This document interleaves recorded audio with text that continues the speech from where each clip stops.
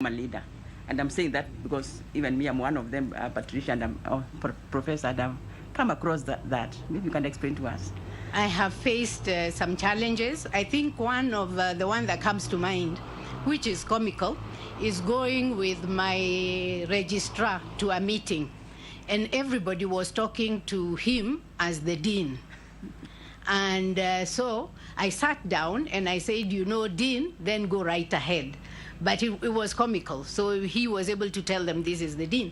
Because I am not huge of build, many people don't believe that Patricia Kameri Mbote is the woman that presents before them, because they think that you ought to have a little padding of flesh and also maybe a little taller, and then maybe the fast perceptions. The other thing that I have faced as a woman leader is that when people come to you, they expect you to treat them in a way that is less demanding of them. So when you demand of people, they're actually rattled. You know, when you take decisions that you need to take as a leader, there will be people, even young men, who will begin to throw mud at you, and you just have to stick with what you have to do. Mm-hmm. Mm-hmm. Can you lastly give us one particular instant, Professor, that you can remember where you had to do exactly what you have said? I remember being dean and having we had what were called University of Nairobi goons. That was in 2016. I had a very, very difficult body of students who would do just whatever they wanted. And I think one time they came and established a bar behind my office, and they were playing dombolo music when I was in the office. And then they also would ask other students when they had events to give them money.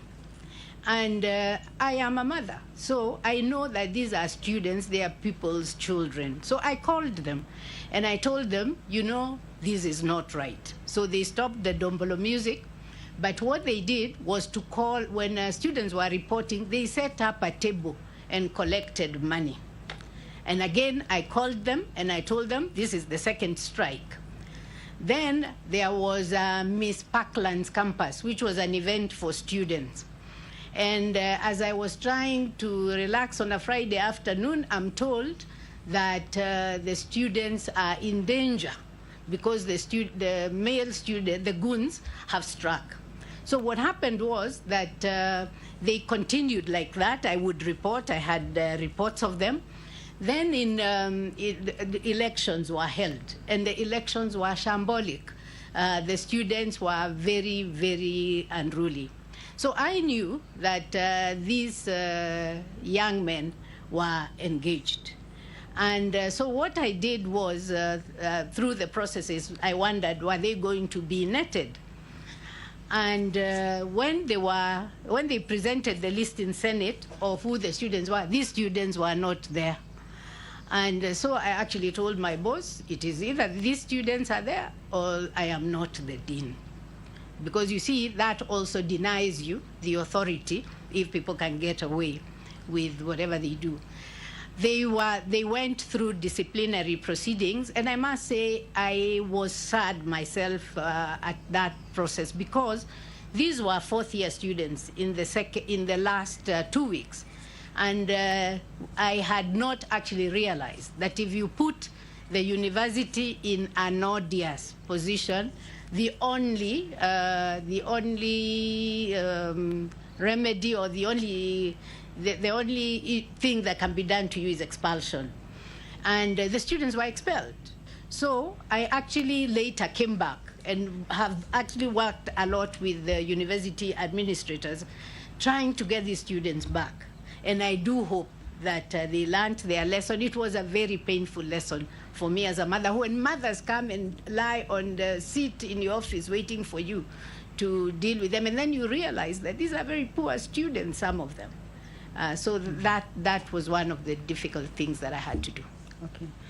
So Prof, just tell the Commission one or two things you have done, innovative things that have brought impact and which can be attributed to you as a leader because of your leadership excellence. And I know maybe you have talked about some of them, but just point out one or two that you feel, if it were not for my leadership as Professor Bote, this would not have happened. Okay, I'll give you two. One is the establishment of Strathmore Law School. And let me say that for me, establishing Strathmore Law School was a way of getting the giant in Nairobi to move, because I had been a leader there as chair of department, and I had vied for dean and not succeeded. And so when I was restless, and when the opportunity came for me to go and start a new law school, I felt like they had given me a blank sheet. Of course, I worked with very many people, but Strathmore gave me so much room and so much latitude that enabled me to start a school that I think is excellent. And the spin-off is that my school, my alma mater, University of Nairobi, woke up because they realized that now there was competition in town. It was no longer enough to say we are old and we are gold. The new ones can actually, they can actually threaten your continuation. The second one I'll give is from this COVID-19 situation. In conjunction with the African Development Bank and colleagues at the school, we were tasked to train Kenyan and Ugandan lawyers on integrating environmental issues in oil and gas contracts. And we talked, in fact, the officials from the African Development Bank even came to visit us at the university. We were going to have it at the university towers. The students were, the lawyers were going to stay at the Norfolk. And we had the last meeting at the end of February. Then COVID struck. When COVID struck, I had three options as the leader. One was to call off the training and then say, we will do it another time. The second one was to wait out COVID, because now there were the travel bans. But I took the third one, which was to innovate. And I spoke to my younger colleagues, and we agreed that we were going to have training for Ugandan and Kenyan lawyers virtually.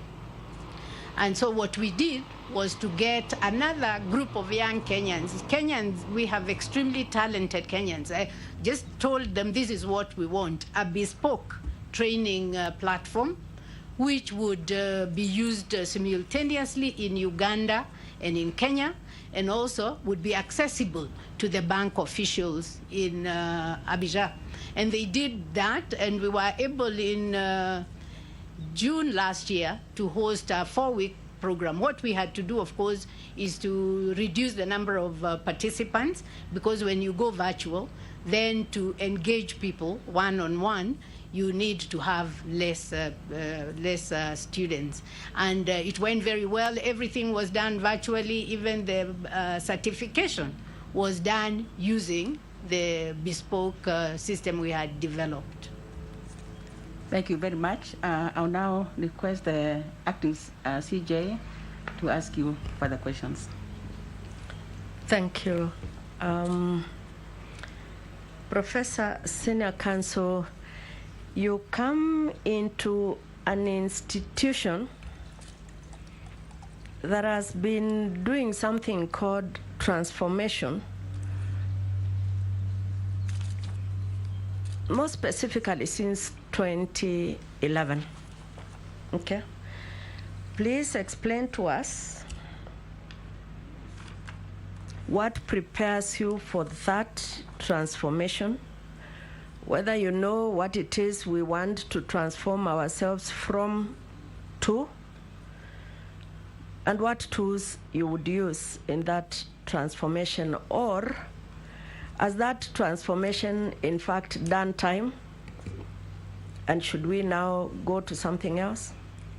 That will be my first question. Thank you very much. It is interesting because I was in the first team who worked on the judiciary transformation framework. And you know, we were coming from the previous constitutional dispensation where there were very, very many problems in the judiciary. I must say that I have followed what happened with the judiciary transformation framework. I've also followed what you lead, which is the sustaining judicial transformation. And I can see a lot of steps have been made. I think we were talking then about a lot of backlog. We were talking about an under-resourced institution. We were talking about not integrating ICT across different spaces.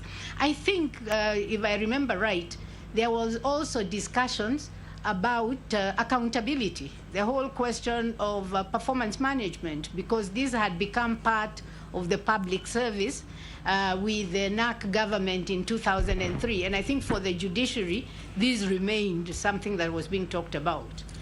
And I would say that a lot has been done. A lot has happened since then. You know, even this Judicial Service Commission was not this kind of Judicial Service Commission. It was a different kind. And so a lot of things have happened. So you've asked me whether the transformation has done its time. And maybe I'm going to be a little controversial. I will say you can't be transforming for 10 years. It is too long. I think you have to stop and ask yourself, what have we done and what haven't we done? And in coming to this space, I come again looking at what has been done, but looking also asking ourselves, how are we doing? Because if you don't look at where you're coming from, you could actually go back there without knowing. My analogy, again, as a mother, is of a child who is 10. This is a judiciary under the 2010 Constitution. It is 10 years. A 10-year-old child is heading to adolescence. Adolescence can be very turbulent years, and those are the years that determine whether the child becomes a well-adjusted teenager or a maladjusted teenager. And it would be good to take stock and to begin to look at what changes have worked. How do we make that change stick? Let us, Professor Senior Counsel, redirect our mind to this aspect, okay? We've been doing this for that period. Do you know the successes we have made? Professor Senior Counsel, I just heard you say that our initial problems were backlog, under-resourced. Those were your words? Yeah. And of course, accountability. I have no issues with accountability.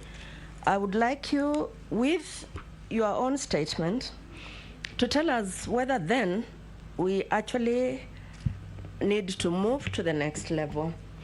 And for you to fully answer that concern, do you know what our management culture has been?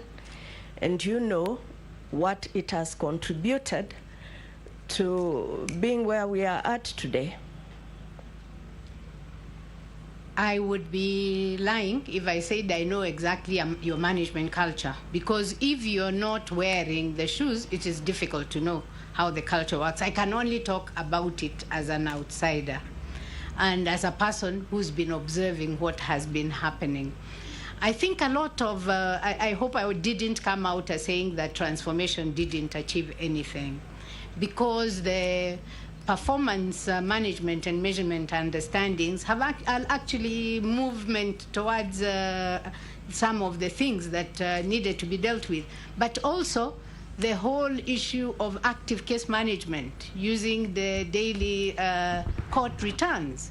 That has also helped, because, you know, when a judge or judicial officer is now asked to account for how they've been using their time. I only know the judiciary before 2010 because I did very incisive research on it. This one I have interacted with, but a lot at a distance. And you see, when I would go to, I served for 3 years as the rapporteur of the Judicial Colloquia, and I have not served since 2011. So I really do not have that inning on what has happened. Thank you. Thank you. There is such a thing as looking into the inside from the outside. And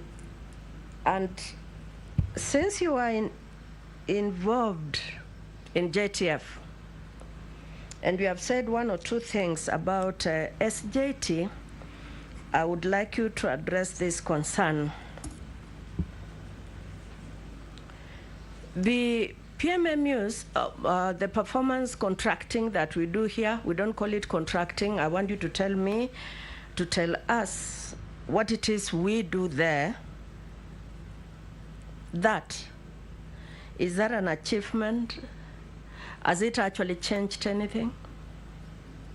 Has it interfered with the judicial independence of judicial officers? Is it a matter that goes to accountability? And as you answer that, Professor Senior Counsel, I want you to relate it to a statement you made earlier and said, when you failed in your attempt to be dean, you became restless and therefore went to Strathmore, and now you're back at UON. Could you relate that to transformation? Then we will move from that topic. I understand the question to be how the steps that have been taken in the judiciary have impacted on the working on the judiciary. And I think you're taking this from the core of what the judiciary is about, the fact that you need to have an independent judiciary. And therefore, even as we talk about the performance management and measurement understandings, it is important to still bear in mind the importance of judicial independence, both for individual judges, but also for the institution. And I think the fact that there are different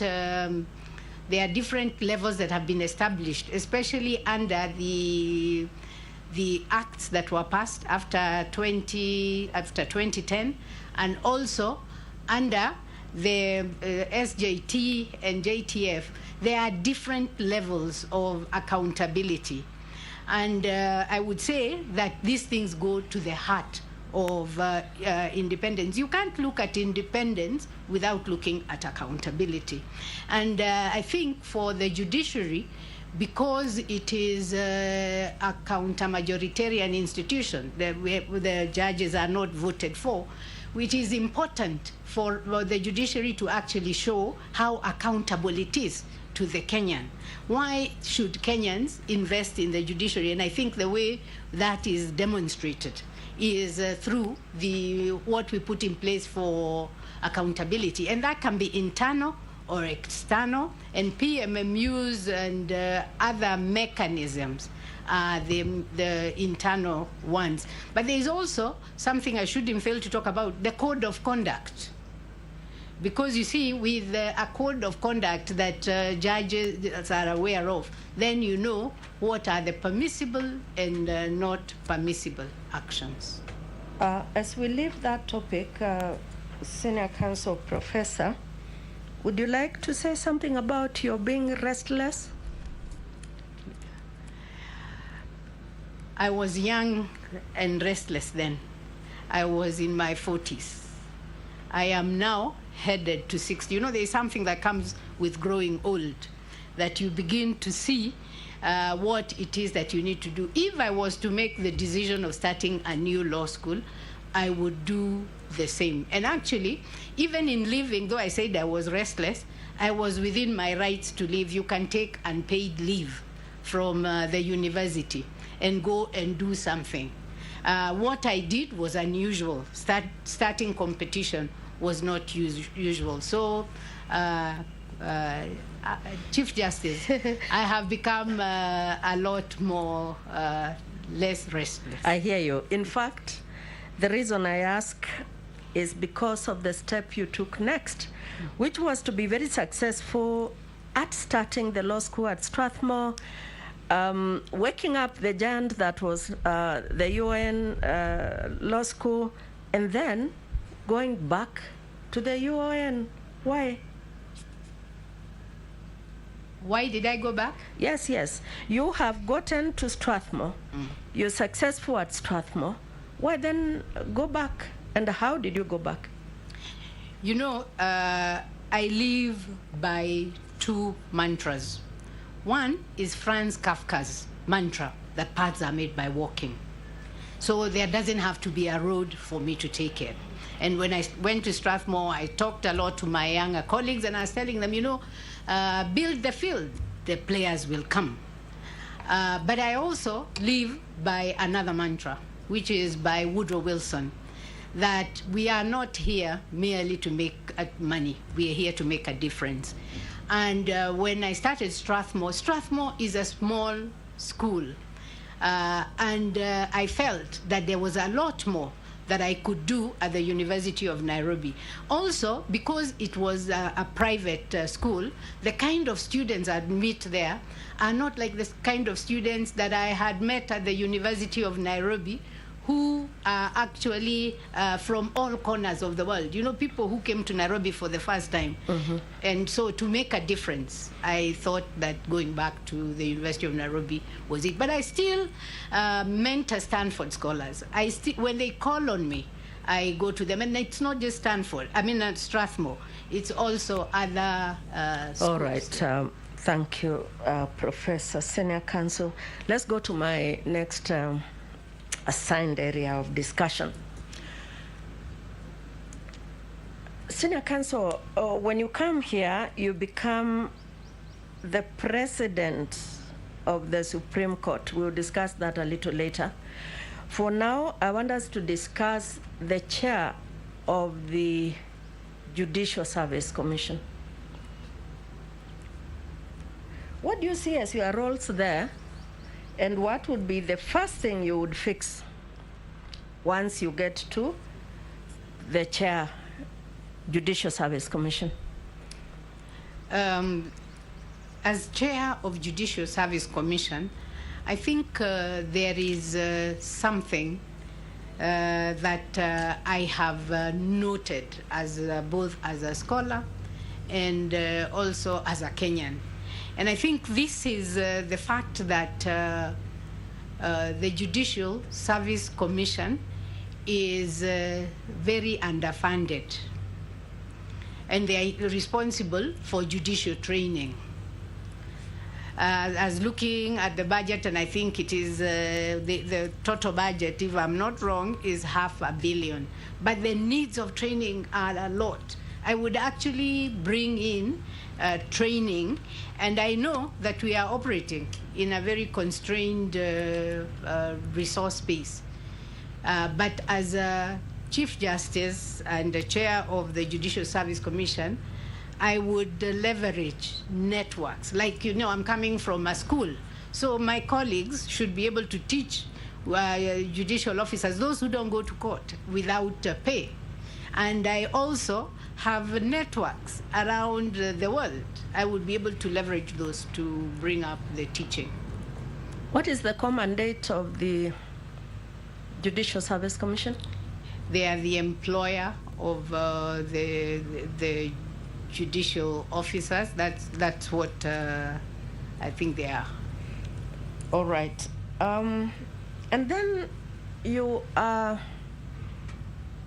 leadership, the Chief Justice of the Republic of Kenya, okay? And you have all these many stakeholders. I want us to deal with the internal stakeholders. What do you do there? And how do you ensure that you are successful? You know, if you get into an institution and you're not accepted by the stakeholders, then you're going to not succeed. And I think even though I would have my ideas about what I bring into the judiciary, I would actually want to understand the culture that is in the judiciary. And one of the things I would actually do, I mean, I would like to work with a serving judicial officer as, say, my chief of staff, because they will guide me through the hoops. Because if you get an outsider and you're an outsider, you really don't know what's happening within the institution. I've found out as a leader, there is nothing like knowing the pulse of your organization. And I would aspire to know the pulse of my organization. So you would go for a chief of staff that was internal. I hear that. Let's go to the next role of the CJ. Now, that Chief Justice is of necessity the chair of NCAJ. Kenya law is the link between the judiciary, he, she, I mean, we know what he means in the Constitution, is the link between the judiciary and the other two arms of government, amongst many other roles. I'm leaving the role of Chief Justice as President because I want us to discuss that at a bit of length. So please tell us, what prepares you for the balancing act that of necessity is required to be a successful Chief Justice, to be a successful Chair JSC, successful Chair NCAJ, Kenya law, and the link between ourselves, the other arms of government, and the world at large? With that answer, we shall then go to something else. Okay. What prepares me to serve as chair, I think I did say that I have served as chair of many boards, Water Services Regulatory Board, Kenya School of Law. And I was actually also a member of the National Council for Law Reporting as Dean of the School of Law, University of Nairobi. And so I could see and I observed the way in which law reporting is actually such a critical aspect of the judiciary that the Chief Justice was able to guide what is happening. So in essence, the chairing, I have experience doing that. I think as Chief Justice, being Dean, I was also the intellectual and administrative head of my institution. And you see, if you're a dean of very senior professors and you don't command the respect through the work that you do, then you see they won't respect you. And then when it came to administration, I needed to be the person between the school and the main university, because we are only a small unit. There is a college, and then there is the main administration. So I would say that I developed ways of navigating those relationships. With the executive and other arms of government, I have worked with different arms of government, and of course not as Chief Justice. And I think diplomacy and negotiation are ways in which one could actually work with these institutions. I don't know whether I'm answering your question, but Chief Justice, because you are my senior in school, if there is anything I don't know and you're here, I will learn from you. Thank you, Professor Senior Counsel. And now you are Senior Counsel, I am not. let's go to the other area that is my leading area. Please tell us the principle in Mulberry and Madison, and tell us how it impacted, if at all it did, the 2010 Constitution, what it does to constitutional democracy,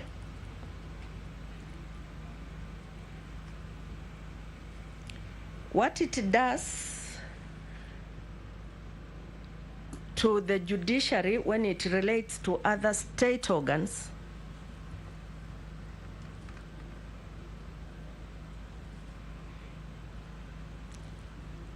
and please cite, if you may, any recent cases that derive from that principle.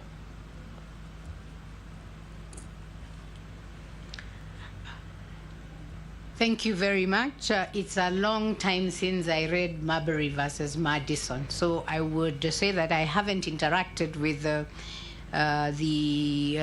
ratio decidendi, but in terms of constitutional democracy, I remember vaguely about the separation of powers.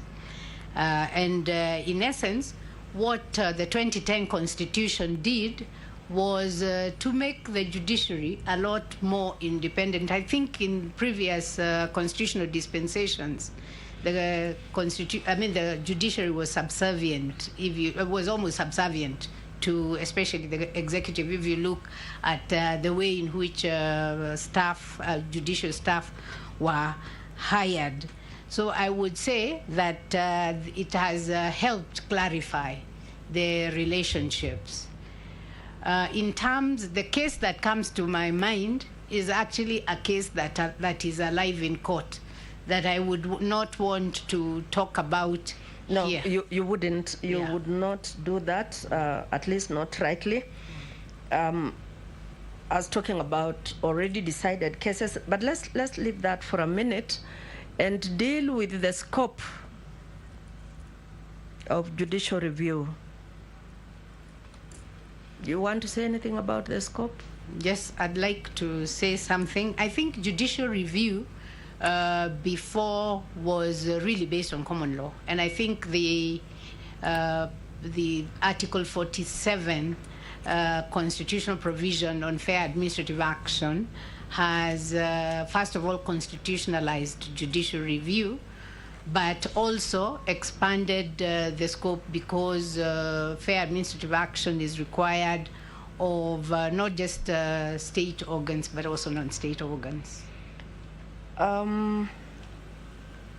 Please listen to this. This one I've written out because I want us to help the Commission to arrive at the right decision, and two, to help the court that you are coming to be president of. Okay? Some have indicted the Supreme Court, and particularly its position on the interpretation of the Constitution. There's been quite a bit of indictment out there.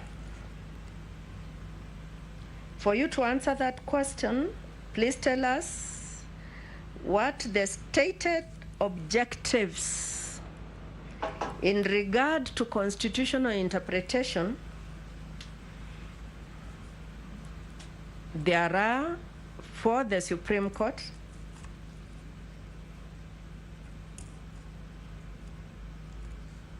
and how you think that, what techniques you think ought to be applied, and has this current Supreme Court done that, ought to be applied, or what you would yourself require of the rest of the six of us to apply to coherently achieve the objectives of the court as regards interpretation and to serve the people of Kenya who pay our salaries. Okay. the Supreme Court, you say, has been indicted. I think the indictment sometimes is unfair because this is a young court. And there, as a new court, as you get things put in place, there are different things that need to be refined over time. I think if you look at, there are things that the Supreme Court has guided well. If you look at the advisory opinion in the National Land Commission, it actually quelled the differences between the Ministry of Lands and the National Land Commission because they were in the papers every day.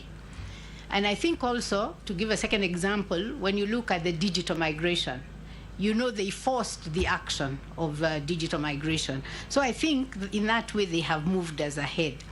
So in terms of exercising jurisdiction as a court and what principles guide, I think Article 259 of the Constitution talks about interpreting the Constitution with the values, the principles that are in the Constitution to ensure respect for human rights, respect for fundamental rights, good governance.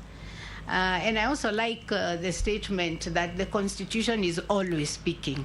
So when you are a Supreme Court judge and the Constitution is always speaking, then it means that you have a very big responsibility to ensure that how it speaks is going to guide and move jurisprudence forward. Yeah, jurisprudence forward. Mm-hmm.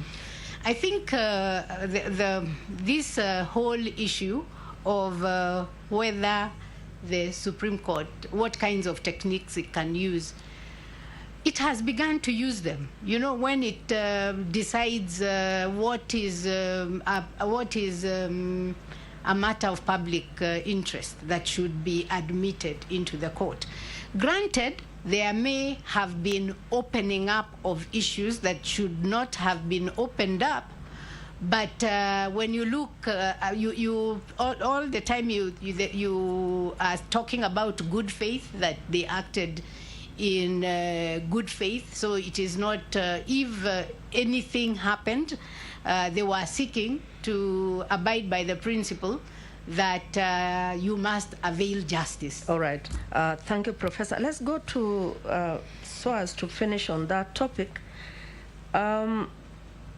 we are required by the Supreme Court and the judiciary at large is required by our current strategic plan and by, to a great extent, the Constitution itself, to develop something called indigenous jurisprudence. Please tell us what that.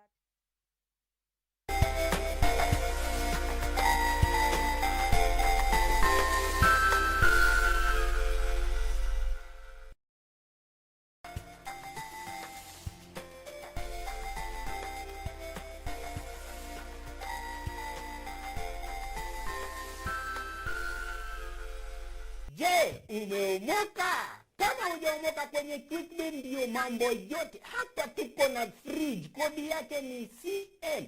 Tuko na gas cooker, kodi yake ni CK. Tuko na TV, kodi yake ni TV. Tuko na simu aina ya Samsung ni SM, ama Oppo ni Oppo.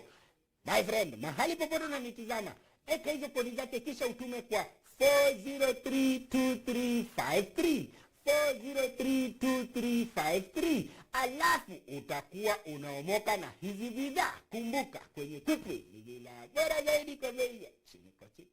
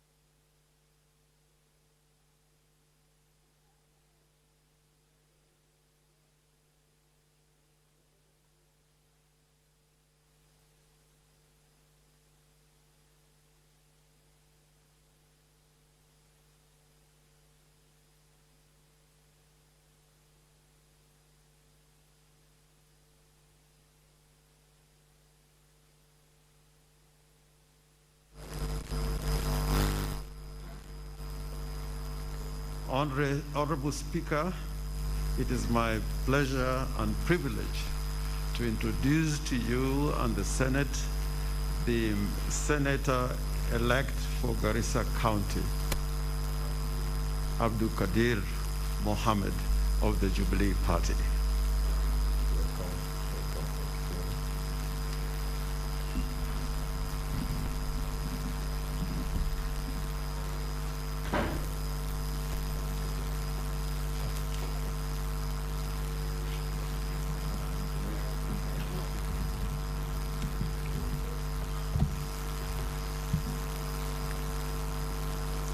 I, Haji Abdul Qadir Mohammed, having been elected a member of the Senate, do swear in the name of the Almighty God that I will bear true faith and allegiance to the people and the Republic of Kenya, and I will obey, respect, uphold, preserve, protect, and defend the Constitution of the Republic of Kenya, and that I will faithfully and conscientiously discharge the duties of a Member of Parliament.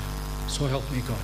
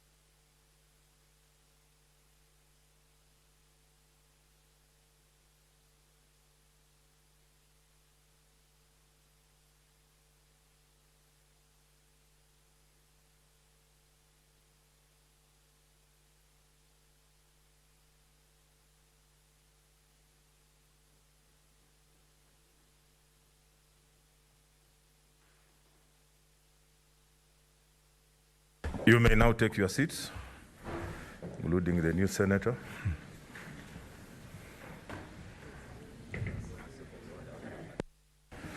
Next order.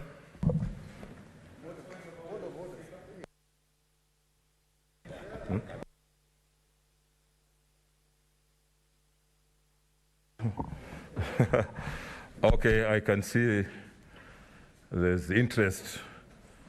And as our tradition, no senators would like to congratulate the senator, the new senator in the chamber, Senator Haniri George. Mr. Speaker, are you giving me an opportunity to raise my point of order or to contribute? I saw you have logged in, so. Yes. Mr. Speaker, yes, indeed. I was just going to bring it to your attention that it has now become our tradition that when we swear in a new senator on following a by-election, you allow members to welcome the new member. And thank you for giving me the first opportunity, Mr. Speaker. Allow me, on my own behalf, and on behalf of the people of Vihiga County who I represent here, to congratulate and welcome the newly sworn-in Senator for Garissa, Haji Abdul Qadir Mohammed. Mr. Speaker, the election of Mr. Haji and Opos is a clear demonstration that the people of Garissa have confidence in him. I want to tell Mr. Haji that I came to Parliament many years ago under the similar circumstances after losing my father.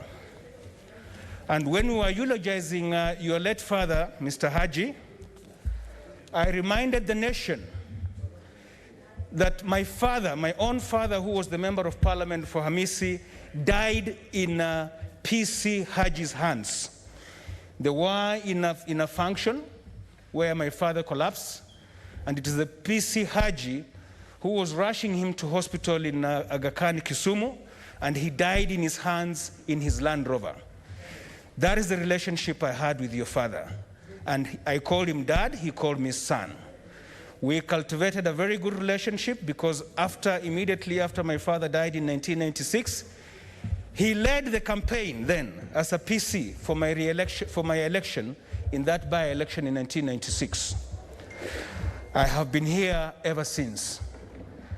I know you are stepping in very huge shoes, but I have the confidence that you will fit in those shoes. You will do as your father did. He was a respected man in this house and in the Republic. You must uphold those standards. So mine is just to wish you well and welcome you here and tell you that we are here to guide you. Always feel free to consult some of us who have been here long and have that experience, and I'm sure that you will succeed in your duties as the senator for Garissa. I wish you well, my brother. Welcome to Senate. Senator Kimani Wamatangi.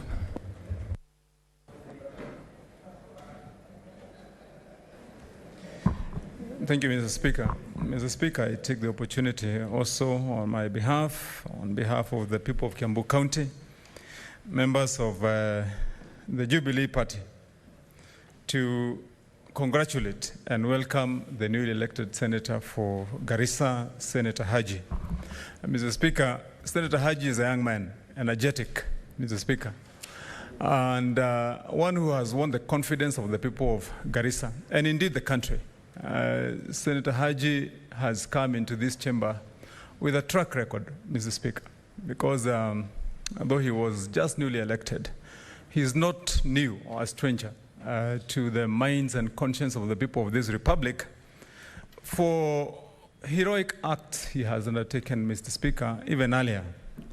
And without necessarily greatly underscoring the size of the shoes of the man whom he seeks to fit in, Mr. Speaker, I trust and I believe that he not only has the capacity, he's got also the goodwill of the people of Garissa, he's got the goodwill of the members of this House as senators to encourage him, to support him, Mr. Speaker, to be as successful as his father was, and indeed more successful up to the extent of his own ambitions.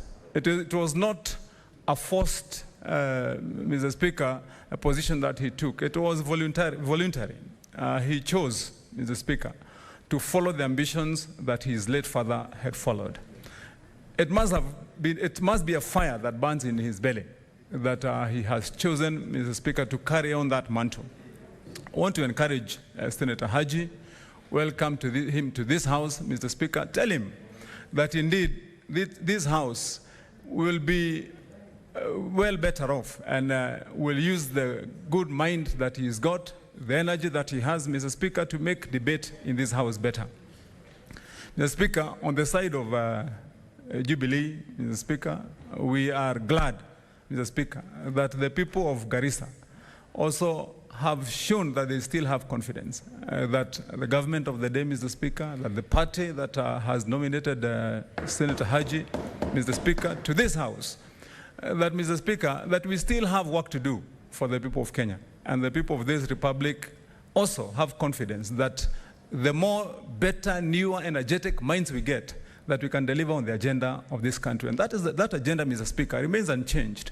It is to transform the lives of these people, of our people, Mr. Speaker, and make them better. So as I welcome Senator Haji, I want to urge him, take it in your stride, hit the ground running. We are here with you, we'll support you, and we're happy that you're here. This House will be a better House, Mr. Speaker, with the involvement of Senator Haji. Welcome, Senator, and congratulations. Senator James Orengo, Leader of Minority.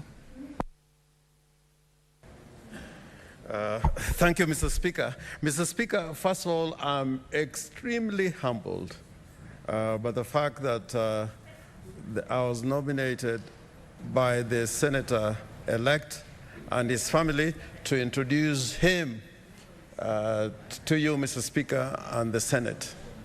And a lot of members here may not know, probably Senator Fatuma Dulo would know better, my relationship with the father of Senator Haji Mohammed was deep and over a long period of time.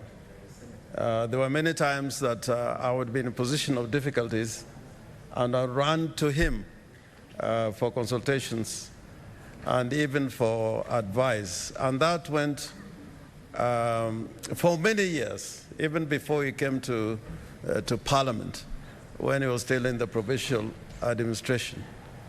And therefore, I want to use the platform of this house, this chamber, to again express my condolences, continued expression of condolences to the family for the loss of Senator Haji Senior, whom we condoled in a very historic manner by having a special motion which was moved and passed by the Senate.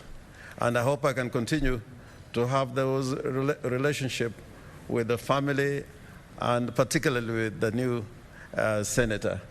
Mr. Speaker, in many countries, heroes do get elected in recognition of what they have done for their nation and for their country. And I think this is one occasion when we can say that this election was not a Garissa affair. This is an election that was appreciated by the entire country, and no political party in this republic offered a candidate against Senator Haji Mohammed. And this is a recognition that when we follow our better instincts, we can do great things in recognition of a young man who is now one of us, who at a very, very critical time when this nation was the victim of a terrorist attack, he went beyond call of duty to save Kenyans and to save lives on that very tragic day. And I would say that this is not something that happens only in this country. You know, like in the United States of America, war heroes like Eisenhower rose to very high-ranking and the most senior position in government.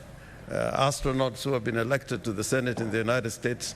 And here, I also must say that there have been senators and members of the National Assembly who have been elected because of their good deeds. And I hope that it is of significance that both the minority and the majority participated in introducing Senator Haji Abdul Qadir Mohammed to you, Mr. Speaker, and the Senate. And I am hoping that as we go through this very difficult time in our nation, that is at moments like this, when we have amongst us a leader who has been elected unanimously, and I want to repeat that, unanimously, so that he is not just a senator for Garissa County. I want to encourage you, Senator Haji, that you represent the whole of Kenya in this august house. Just like on that day at Westgate, you went there to protect every life, irrespective of tribe, race, or status. All the lives of the people you're defending matter to you. You do not choose whom to defend or to protect. And the image of you ushering that young little child, I think, will be in our memories for a very, very long time. And as we look ahead, I hope you'll be part of the solution in bringing this country to order, so that the best things that should come out of this great nation should come from us as legislators and more particularly from you as a young man who has this distinguished position of a senator and filling the shoes, those very big shoes of your late father, and I know you are going to be up to the task. Congratulations. Thank you very much. Senator Abshiro. Thank you, Mr. Speaker. Mr. Speaker, allow me to join you and the rest of my colleagues in welcoming my brother Abdul Kadir Haji to the Senate and to congratulate him on his unopposed election to the Senate of the Republic of Kenya. Mr. Speaker, as I stand here, I am proud, but also a bit emotional in the fact that our father sat exactly where you sat, Senator, and today, you sit on his seat unopposed, but as Senator Orengo has said, your election is not just for Garissa County, it's for the entire country. As we know, our father, Senator Yusuf Haji, gave you great values.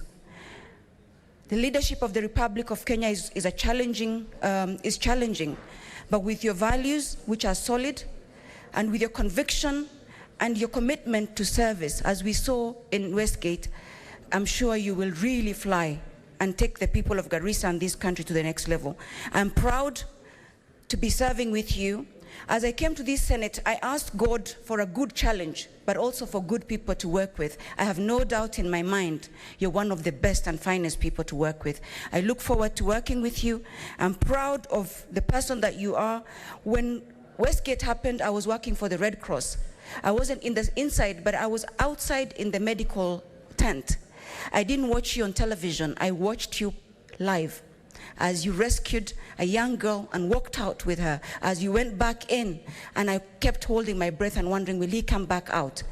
These are some of the things they say. A great person and the best value to have is courage, and you have it. Please be courageous even in this house, because there's a lot of times that your courage will be called to bear. There's a lot of times that despite many challenges, your convictions will have to bear. And I know you have what it takes. I know this Senate is a better place for your being here. And I know this country will be well served by yourself. Public service is an honor and a privilege that you're familiar with, because you watched your father serve this republic and you did it yourself. So I know for a fact that we as this country are better off that you're making laws that are going to outlive many of us.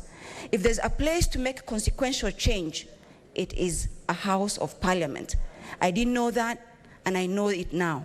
And I know it's a promotion by many folds from where you are. And it's something that's going to give you a chance to give this country the change it requires. I wish you all the best. I look forward to working with you. You can count on me, and you can count on everybody here, I am sure, because the goodwill is here. Welcome to the Senate, and thank you for the service you've offered this country. Thank you, Mr. Speaker. I can see a lot of interest, and because we have a very huge agenda before us, I'm going to allow only 2 minutes for those who will speak from now.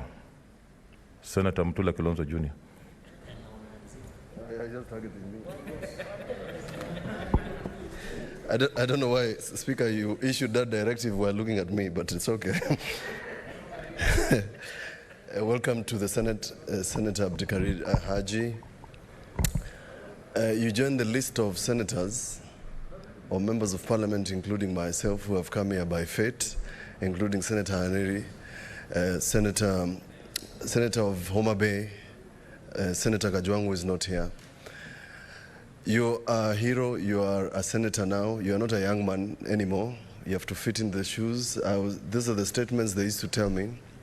When my father passed on, Mheshimiwa Raila, Right Honorable Raila, said, "The king is dead, long live the king." I will repeat the same statements to you. I didn't understand them then, now I do. Welcome to the Senate. You have actually come on the right day. I was just inquiring from the clerk whether you will vote today, and I'm glad that you are going to vote today on a matter in which your own father defied every odd during the debate on the revenue sharing formula. During that time, at the heat of the pandemic, and despite every request for your father not to come to this chamber, he was here. And he sat here patiently waiting for that debate so that Garissa County does not lose a shilling. And today, it is historic because you are going to vote for what your father did. And I am so glad that you are here. Part of us who were defending and opposed a formula that would have denied so many counties revenue are glad that it has come to pass, that today that division of revenue is coming today. It's not a coincidence also that sometime next week we are going to discuss as something that your father was doing until his last breath, the BBI debate. You're going to also be here to vote about an issue that your father did so passionately. So welcome to the Senate. There are so many people here who will guide you, so many legislators, people who loved your father, who will guide you on how to be a good senator, how to debate. Don't feel sorry for yourself. It's fate. And therefore, we welcome you to the Senate. We welcome you here, and we hope we can be of assistance to you and people of Garissa. And I hope the dispute between Garissa and Isiolo, I want to see you at the forefront with Senator Dulo. Create peace, because your father loved peace. In the middle of every crisis, your father said, let's have peace first. And therefore, we want to see you towering like your father did. We want to tell the people of Garissa, as we also pass our greetings of Ramadan Kareem, you have saved this country resources by not having a contentious election. And I must say so. Whatever form of democracy Garissa has adopted, may this country in 2022 have a peaceful election, where we don't quarrel about leadership, because that's what your father stood for, a peaceful country. Thank you, Speaker. Senator Blai, Victoria.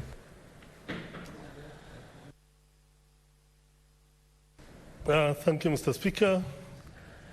Abdulkadir Mohammed Haji, Senator, welcome to the Senate. As your elder, as one of the elders from Northeastern, I welcome you with open arms. As a person who knows how things happen, as Senator Mutula said, sometimes people disagree with our way of doing things, but our way of doing things has resulted in this beautiful, electionless, fightless, and we brought our senator from Garissa here without any problems. Mr. Speaker, sir, I want to tell Mr. Haji that people know a lot of things here. Everybody has their way of doing things. Your way of doing things as a nationalist, as a Kenyan, that's okay, it's allowed. But East and West, they say home is the best. The people of Garissa brought you here without any argument, without anybody disagreeing with anything. Even those ones who had ambitions were told, no, this is not the right time. Why? Because of what happened. And with that, my advice to you is, please hold the people of Garissa with both arms. Hug them, hold them the way they brought you, and that is the way you will proceed, that is the way you will succeed, and that is what will help you in your political life. That said, I want to thank all Kenyans and all parties for making sure that there was no contestation, that all parties supported him unopposed, whether it is Jubilee or whether the Jubilee division did not affect him, whether it was Kieleweke or Tangatanga, they all supported him, whether it was the NASA or others, they supported him. And now, as Senator Orengo said, you are senator for Kenya, you are senator for Garissa, you are senator for all of us here. Welcome as the newest senator. Just recently we had another by-election. I hope and pray that our old man is in Jannatul Firdausa, and we welcome you to the Senate. Karibu sana. Senator Lokorio Petronilo.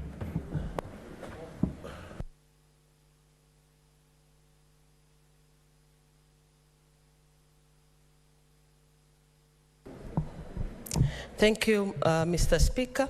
I would also like to join my colleagues in passing my message of congratulations to Senator Haji Abdul Kadir Mohammed for being elected and opposed to represent Garissa County in the Senate, but also to emphasize to you that you're not just a senator for Garissa. Your demeanor alone, just like your father, puts you into the leadership for all Kenyans. So I look forward to working with you, and as you have been told, we will support you in every way. We were also new in this Senate. We have learned the ropes. We have made mistakes along the way, and I think we are not where we were when we came in. So do not be afraid to make any mistakes. This microphone can be intimidating, knowing that the world is watching you, but with practice, and I'm sure the speakers on the chair will continue to give you chances so that you practice and become the leader that we expect you to be. You're already a fighter for social justice, like many of us are, and we know that you will step into those shoes, fight for justice in this country where you see something is wrong and correct, and remember that you represent the people, especially the downtrodden. That is why we are here. We are not members of the executive, we are members of the legislature, elected by the people. I also want to thank the people of Garissa for helping us avoid a by-election that would have put us in another bad mood for this country, for going through what I call guided democracy. And not only thank Garissa, but for the whole of Northeastern that takes this method of putting leaders into place. I thank you, Mr. Speaker, and welcome Senator Haji. Senator Kipchumba Murkomen. Thank you, Mr. Speaker. Mr. Speaker, I want to congratulate Senator Haji. When I came in, Mr. Speaker, I thought, I have always assumed he's a very young man, so I wanted to, I was joking with him, and I realized he was a little bit older than myself, even though he looks 25, Mr. Speaker. Mr. Speaker, I want to say that we are privileged as a Senate to have Senator Haji come here, a man who has already established his legacy out there in the Republic, and Mr. Speaker, a person of integrity and a person of great knowledge, well mentored, Mr. Speaker, by Senior Haji. I want to speak like many of us have said, to say that we really admired your father. He was a great friend of mine and great friend of almost everybody in this house. I don't know any one person who had an issue with your father. He was a father figure to all of us. He did a fantastic job as the chair of Security Committee, but also as just a senator who was willing to go out of his way to advise us. One of the memorable moments for me with him was shortly before he fell sick, in the team that we were together in what we call Team Kenya. And we used to meet at Senator Mutula Kilonzo's office, because when he got tired, he would go and rest in Senator Mutula Kilonzo's office. And I had a profound conversation with your father. Particularly, I asked him, what is he going to do in this division of revenue debate, where the request of the president is against his values and principles? And he had no doubt in his mind. He stood firm and said, he told me that I am loyal first to the people of Garissa. And I want to tell you this, that it is possible for Kenya, for you to think and represent the people of Garissa and still be national. Just that it was possible for some of us who were supposedly gaining at that moment in the formula that was presented, who thought that it was possible to defend Kenya and still benefit Elgeyo Marakwet County. And I want to tell you that although many people are saying you need to fit into the shoes of your father, it is also possible for you to establish your own shoes, establish your own legacy, learning from the mistakes of your father, but also emulating the many positive attributes that he had, so that then you can establish yourself as a leader at your own right. You only have 16 months before you face another elections. In fact, I do not agree with those who think that you came here not because people sat down and agreed that it's only this one. It's because you could not find a challenger. Otherwise, if you had a challenger, I still believe you would still win, because it's good to have a competition. I doubt if you will come here and oppose next year. What that means is that you have an opportunity now to establish yourself for the shortest period of time, leave a lasting legacy. Thankfully, you will not be the only one. Senator Cheriot came around the same time last term, and a few more senators who have served here less than 15 months and were re-elected. And I believe that in these 15 months, you will leave a lasting legacy that will ensure that me and you will come back here in the next term, and perhaps you will be able to play even a bigger role when we will be in the next Senate. The last thing I would like to say is that on matters BBI, there are things your father was concerned about what is inside the BBI report. I want you to have a conversation with a few of us, Senator Ali from Wajir, Senator Mutola Kilonzo Jr., and participate in shaping the BBI report that is coming before we can be told to pass, in a manner that is going to benefit all Kenyans and protect all Kenyans, and primarily the people of Garissa and the people of marginalized counties. I thank you, Mr. Speaker, and I'd like to congratulate again Senator Haji and tell him, welcome, we'll work together. On behalf of all hustlers and the Hustler Nation, you're welcome to Senate. Thank you very much. Honorable Senators, I would like to acknowledge the presence in the Speaker's Gallery. This morning, a visiting delegation from Garissa County. I request each member of the delegation to stand when called out so that you may be acknowledged in the Senate tradition. There is His Excellency Abdi Dagane Mohammed, Deputy Governor. His Excellency Natif Jama, former Governor. Thank you. Honorable Sophia Abdi Nur, MP Jara. Honorable Aden Bare Duale, MP Garissa Township. Honorable Abdul Karim Osman, MP Fafi. Major General Retired Bashir Yusuf. Anas Ibrahim. Mohammed Osman. Fami Ismail Shaiya. Harun Muhammad Yusuf. Bashir Ismail Buru. Amina Muhammad Haji. Zahra Muhammad Haji. Isa Ibrahim Mahat. Abdul Nasir Ali Bari. Abdul Khalif Haji. Mohammed Hassan Ahmed. Mohammed Rashid Ahmed. Ahmed Aidin. Mohammed Bagdal. Mohammed Nurdin. Abdulhaq Nurdin. And finally, Gumato Okuru Yatani. Honorable Senators, on behalf of the Senate and on my own behalf, I welcome the delegation to the Senate and wish them well for the remainder of the visit. Thank you. Senator Wambua.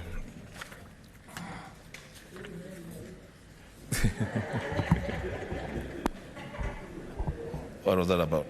Mr. Speaker, I thank you for this opportunity to join you and my colleagues in congratulating the Senator for Garissa, Senator Abdul Haji. The Speaker, Abdul Haji is probably my age mate. My first encounter with Abdul Haji was in 2013 at the Westgate saga. That week, Mr. Speaker, I had just left the Nation Media Group and joined the Standard Media Group, where I was appointed the managing editor for the Sunday Standard. And that weekend, my first story was a story of the Westgate. And that's when I encountered the heroic actions of Abdul. And I want to take this opportunity, Mr. Speaker, to tell Senator Haji to feel most welcome in the Senate of the Republic of Kenya. A lot of people have made reference to what your father did. I will give you a completely different piece of advice, my brother, my neighbor. Just be Senator Abdul Haji. do not try to be Senator Yusuf Haji. Because when you try to do that, I can tell you for sure, it may be very, very difficult for you to fit in those shoes that we're making reference to. It may not be very easy for you to deliver services to the people of Garissa within the remaining time of 16, 17 months. Secondly, Mr. Speaker, Senator Abdul, if he chooses to travel to Garissa by road, he will pass by Kitui County and cover a distance of not less than 130 kilometers. Garissa and Kitui, we are good neighbors. I want to urge my colleague now, Senator Abdul, that we continue to cultivate the good relationship that the people from my community and the original residents of Garissa have, to make sure that they coexist peacefully and harmoniously and continue to do business together. Lastly, Mr. Speaker, on the two issues that Senator Abdul will be called upon to vote on the matter of the division of revenue, you have an opportunity to actualize a decision, a very, very firm decision that your father took, alongside those of us who belong to Team Kenya, a group of senators who believe that this country is bigger than any individual county. And so you will have that opportunity. And then lastly, you will have the opportunity to then vote on the BBI report. I will tell you, without blinking an eye, a very, very controversial report.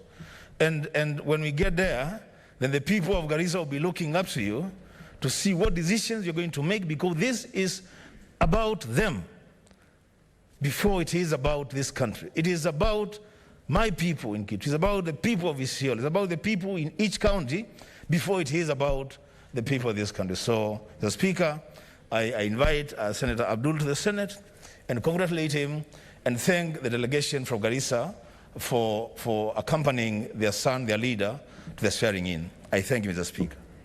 We shall have Senator Kavindu Mudhama by virtue.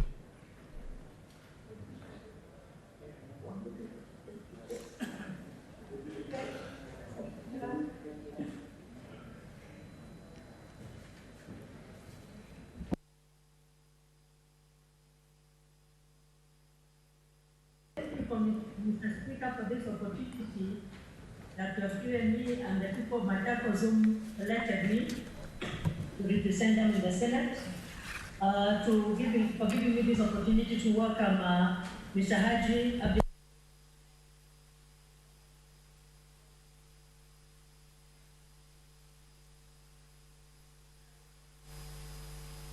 that I was really looking forward to meeting you and also working with you, as I've worked with your father in BBI, in the steering committee being our chairman, and even in the steering committee being our chairman.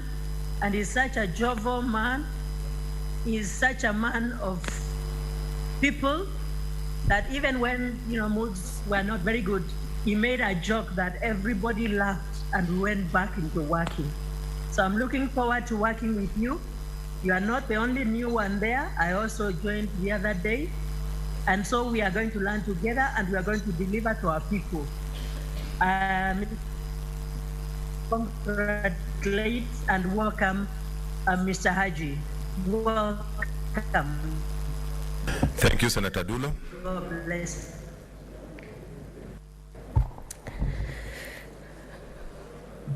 Thank you, Mr. Speaker.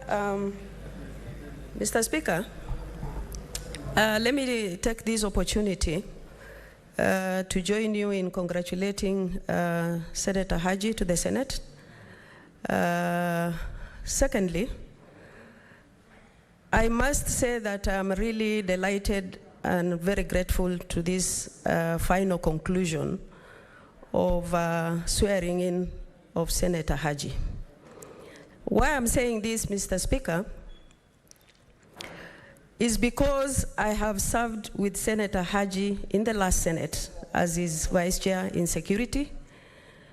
Number 2, I've worked with him in Committee of National Security. He used to sit where Majority Leader is currently sitting. Senator Yusuf Haji, before he passed on, he introduced me to his family as one of his family member, and I'm really grateful for that. Number 2, when we are doing a nomination for who should escort Senator Haji in the chamber, the mother said, it must be you and Senator Orengo. I'm really grateful for that, and I'm really blessed as a result of that.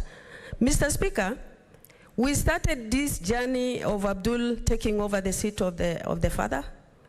First, we had a sitting with the family, and I must appreciate the family led by General Bashir, who is brother to late Yusuf Haji.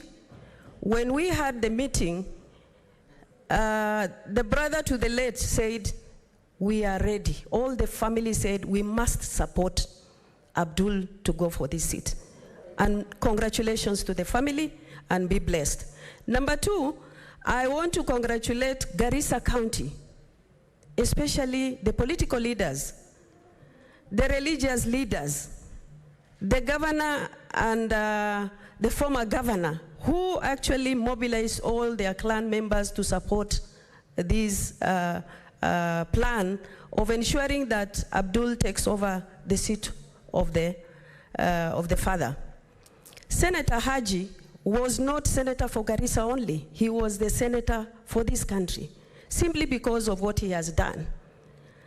And as a result of that, Senator Haji, he has really brought up his family the same way he actually steered this house as a leader, as a man of wisdom.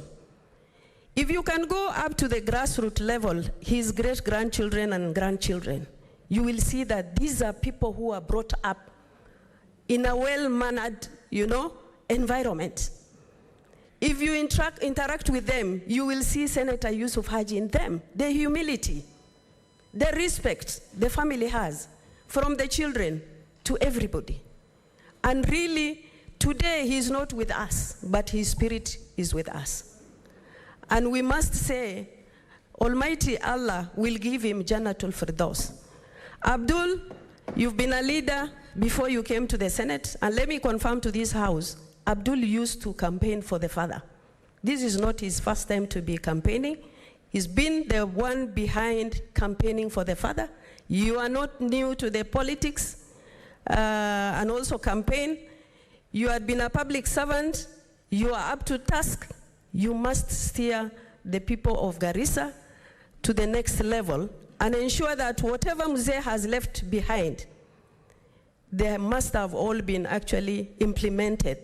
And we will be able to assist you in achieving that. Abdul, I think you have done a lot.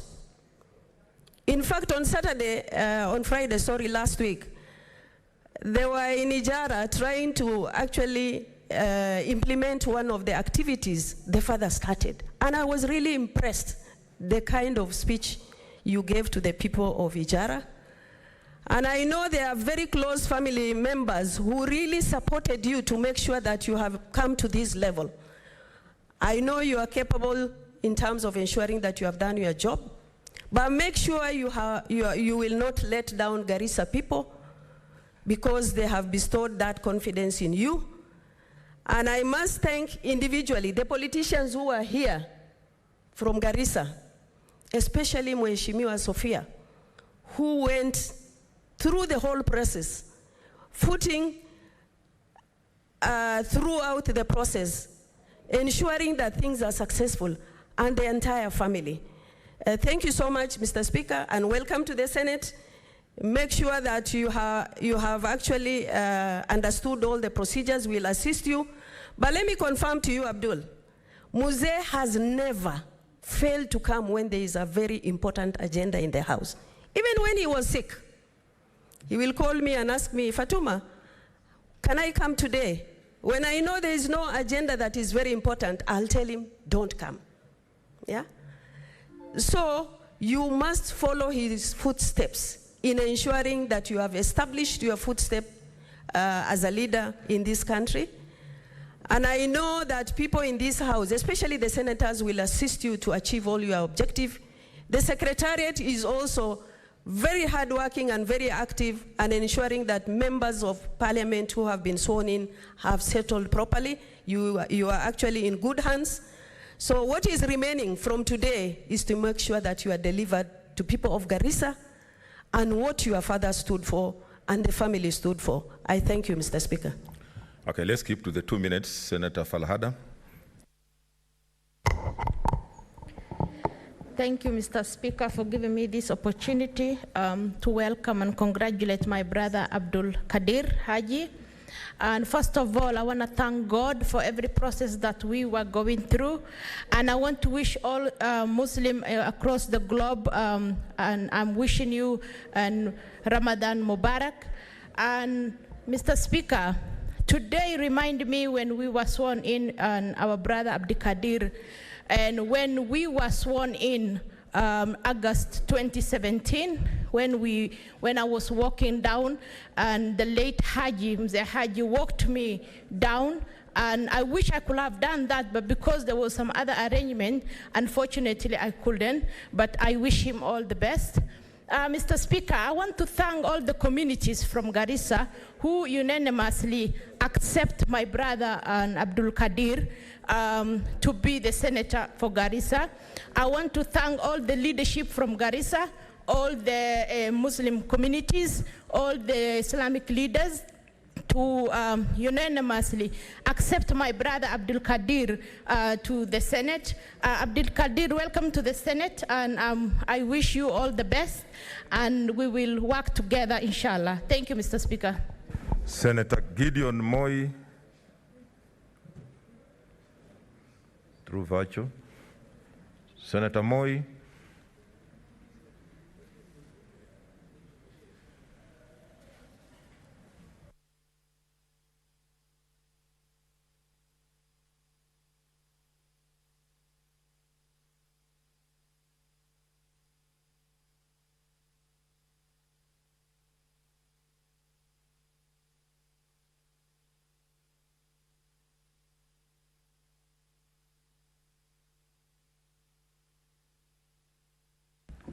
Okay, seemingly we can't get him. Senator Mwenye Haji. Asante Mheshimiwa Spika kwa kunipa fursa hii kujiunga na maseneta wenzangu kumpa kongole Senator Haji ambaye alichaguliwa bila ya kupingwa kama seneta wa gatuzi la Garissa.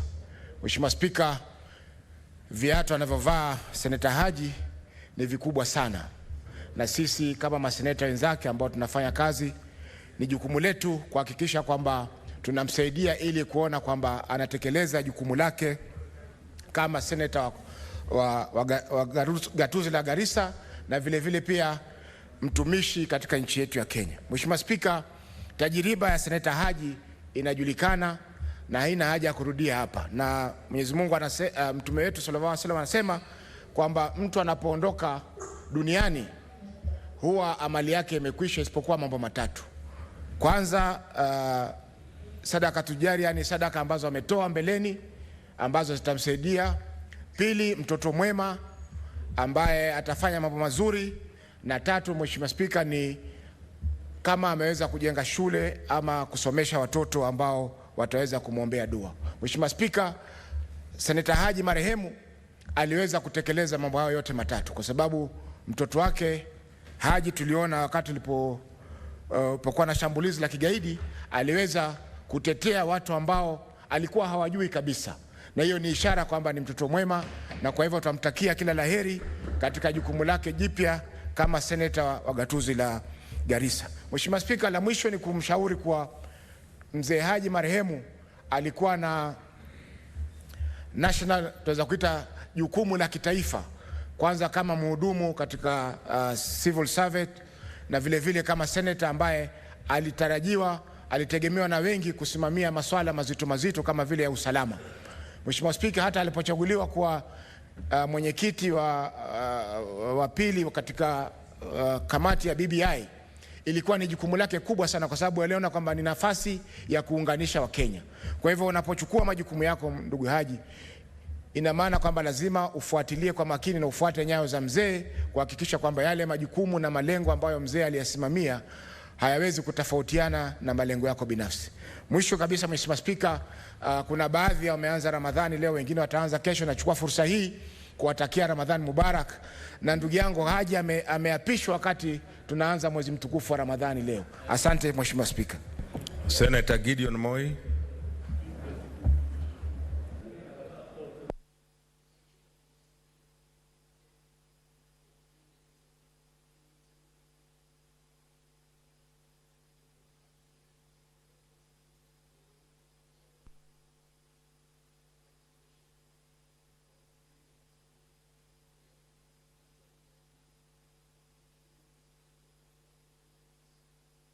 Late father. So mine is just to wish him well and Godspeed. Karibu to the Senate. Thank you. Honorable Gideon Moi, order.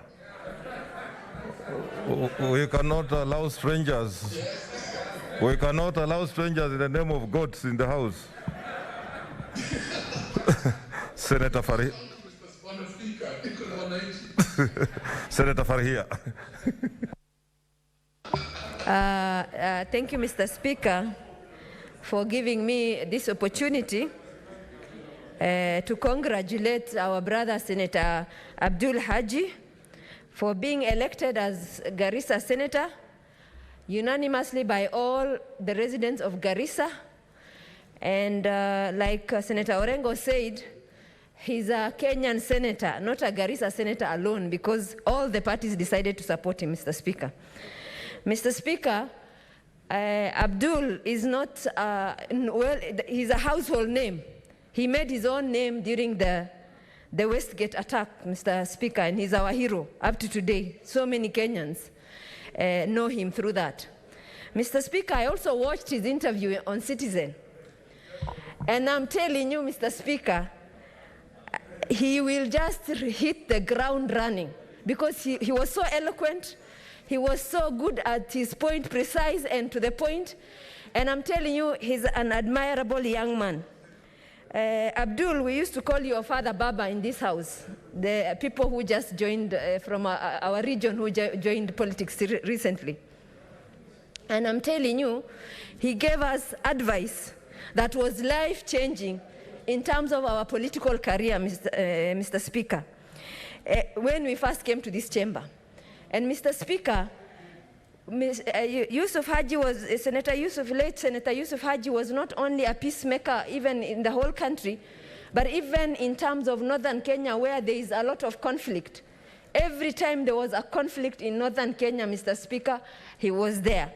And Mr. Speaker, I am sure Abdul will be able to step on those shoes, because he was a hero by his own standards in the first place, as seen in the Westgate. So I have no doubt that he will achieve a lot. Mr. Speaker, I just want to advise him that our primary role in this house is to defend counties and their government in terms of resource sharing and in terms of good governance in counties. And we normally even have conflict with our sister house in terms of, resource allocation to the counties, but senators always stand with the counties. And I hope that county governments will use those resources we fight so hard to get for them, Mr. Speaker. Even, let me give you the example of now the current formula that is giving a lot of resources to the county. I hope that money will be utilized well. Mr. Speaker, allow me also to wish all the Muslims Ramadan Mubarak, and may it be a blessed month.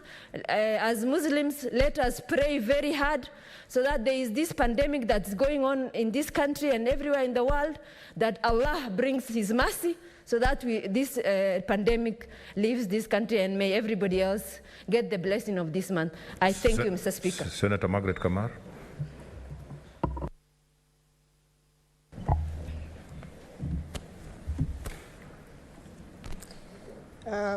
Thank you, Mr. Speaker, for giving me the opportunity to welcome Senator Abdul Haji to the House.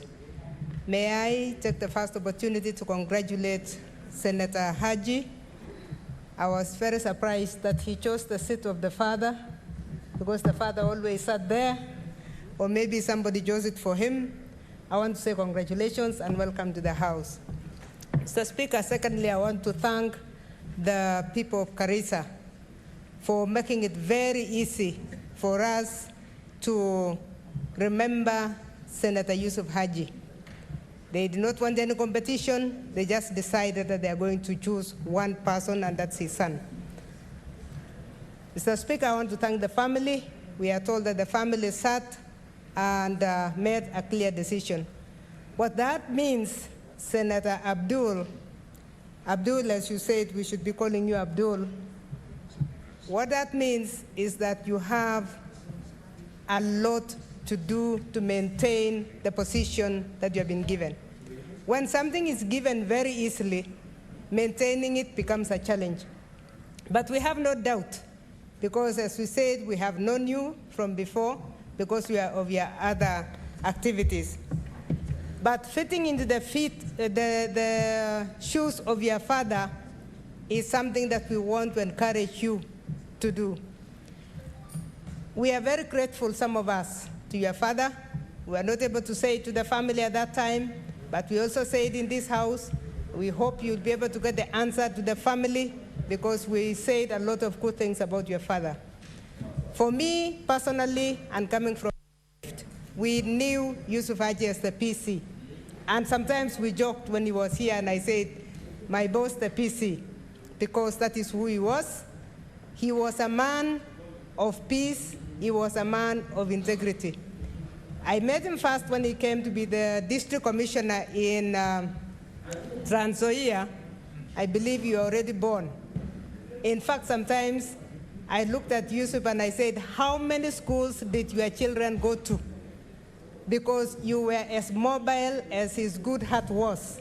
Anywhere that needed healing, anywhere that needed reconciliation, Yusuf Haji was the person. When he came to Trans Nzoia, to lift us back because of an election that was that had a lot of conflicts. But more when he was in Rift Valley, and I want to say congratulations on behalf of the people of Rift Valley, he made a mark by being a very neutral, very just administrator. We believe that that blood is running in you. Kalenjins, Mr. Speaker, believe that a lion cannot give birth to a wolf. So we believe that you are the lion that was left by Yusuf Haji. We believe that his children are lions. They are not the wolves. So I want to encourage you, Senator Abdul Haji, to follow the footsteps of your father, as you have always done through what you did when we had a calamity in this nation. You volunteered the way your father had a very strong voluntary attitude. I said this out of experience because he changed a lot of things for us. For those of us who worked with him very closely, he actually mentored me a lot into leadership himself. So be the mentor that the people of Garissa want, be the leader that will the people of Garissa, but stay in the shoes of your father and be the national leader that all of us are expecting. Thank you, family. Thank you, leadership from Garissa, because this is a very big statement that you have made to the nation of Kenya. I think maybe in the future, we should be seeing other parts of the country talking in a cohesive manner, because even conflicts that come in within a county do not help anybody. I want to congratulate Garissa for a show of unity and love for their leader. With those remarks, thank you, Mr. Speaker. Congratulations, Abdul, and welcome to the House. Senator Musurve. Thank you, Honorable Speaker, for giving me this opportunity. And I join you and my fellow senators in congratulating Senator Abdul and welcome him to this House. And Honorable Speaker, it must be very clear, and Kenyans must know, that, and also the people of Garissa must know, that Abdul Kadir is a very courageous young person. And this is demonstrated in the act he did during the Westgate. That was already indicative that he has the courage to represent Kenyans. He has the courage to also make laws that can be enforced to ensure that Kenyans live well, and also he has the courage also to oversight. So in this young man, I see a legislator who is able to represent his people effectively, who is able to make laws that will help his people effectively, and also who is able to oversight. However, I want to say to you, Senator, that you have the goodwill of the people of Garissa. You have the goodwill of all the parties, and because no party floated a candidate to challenge you, so that tells you that you have the face of Kenya, and you need to maintain that face of Kenya, which was also reflected in your father, because your father had the face of Kenya, and he was impartial, and he was warm to everyone despite the political divide. So I want to say Senator Abdul, that yes, you can fit in your father's footsteps. When I look at you, I see a legislator who will stay many years in this house, because the people of Garissa has spoken in one voice. You have their goodwill, so you have to nurture the goodwill so that you come back next time and the other time, so that the people can benefit from you being in the house. Honorable Speaker, thank you for giving me this opportunity, for welcoming a young man who did a heroic act. And Honorable Speaker, to be honest, these are some of the people that should be given national recognition, because many people, when they see gunmen coming, they run. Even the courageous people run under the bed, and even courageous people run away. But Senator Abdul Kadir was courageous enough to ensure that he saved a life, and this act must be recognized even nationally. Welcome to the House. Thank you, Speaker, for giving me the opportunity. Senator Mazayo.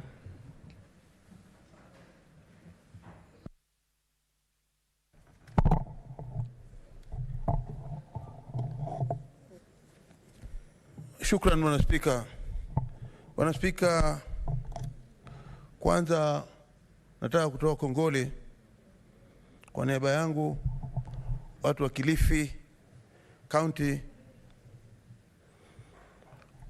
na kuweza kumpa kongole kubwa ndugu yangu Abdul, hasa zaidi kwa watu maalum, watu wenye nidhamu wa Garissa,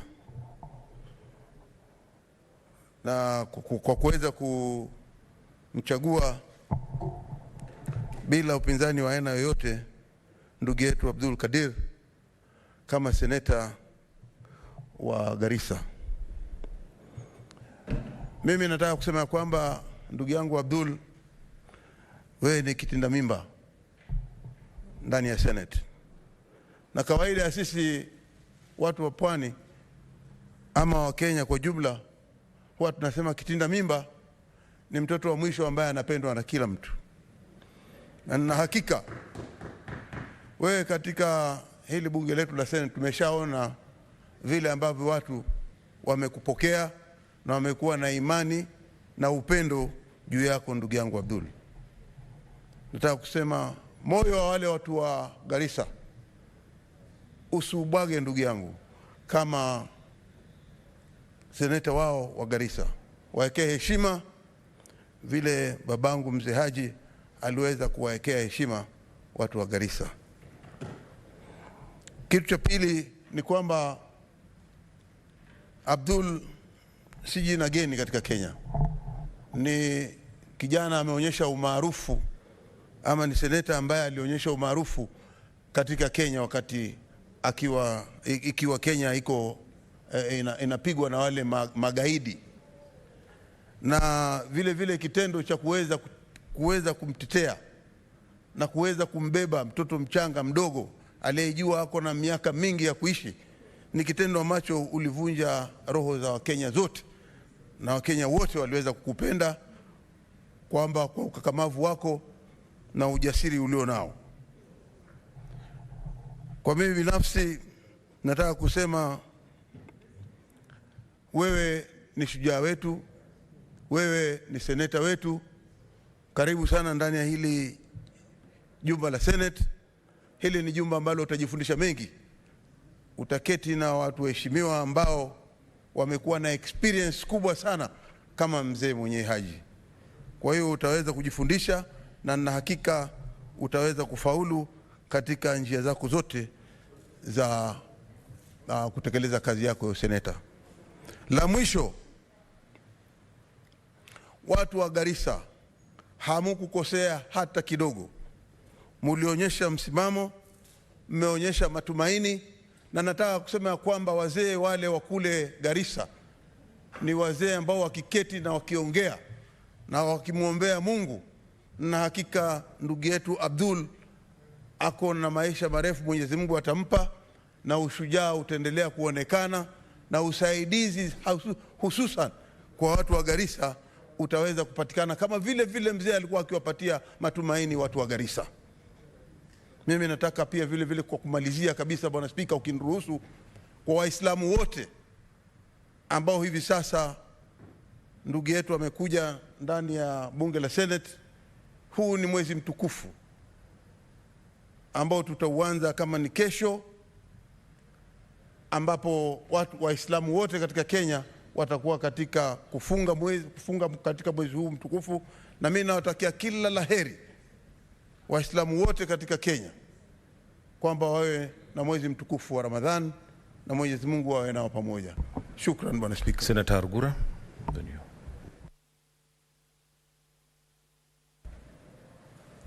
Thank you, Mr. Speaker. Mr. Speaker, I'd like to join my colleagues in congratulating and welcoming my brother Abdul Kadir Mohammed Yusuf Haji, the new senator for Garissa. On my own behalf and on behalf of the people of Marsabit County, people who are very grateful to his late father, Senator Mohammed Yusuf Haji, because when we went through what we went through in 2013 after the first elections under the new constitution, it took his intervention and that of former Speaker Francis Ole Kaparo to bring order to the people of Marsabit County, especially Moyale area, where people had gone to extremes which they have never gone before, burning their houses, some of them even becoming refugees in the neighboring country. Mr. Speaker, the election of Senator Abdul Kadir is something unique, especially to the pastoralist people in this country. Recently, I was talking to a public servant on an issue concerning some government issues in my county, and that public servant coming from the non-pastoralist part of this country was very bitter about how us pastoralists conduct our issues on tribal and clans line. We fight and we also do all our things in that direction. Surprisingly, in the same breath, he mentioned the name of the late Senator Yusuf Haji, saying that except for among the leaders he has seen from northern Kenya who are not involved in that tribal clan angle in terms of doing things, was Senator the late Mohammed Yusuf Haji. And now again, the people of Garissa in his honor has done something which the pastoralists of this country, especially from northern Kenya, need to emulate. That we need to use this opportunity to make sure that we practice this kind of negotiated democracy where we use it to unite us instead of always dividing ourselves along these clan and tribal lines, which I'm sure the people of Garissa now have shown that it's something we can overcome. Let's even implement it even in our own ways of life, the way we live, and we also can overcome this issue of clashes over pasture and all those things in honor of this kind of a great leader who the people of Garissa have already shown. Lastly, I'd like to welcome you, my brother, to this house and tell you that we normally say the first time you're given, the second time it's you to work for it. Now you have the opportunity to work for this and prove to the people of Garissa that you have to task and you can represent them so that they can give you another chance. Welcome. Thank you, Mr. Speaker. Senator Mary.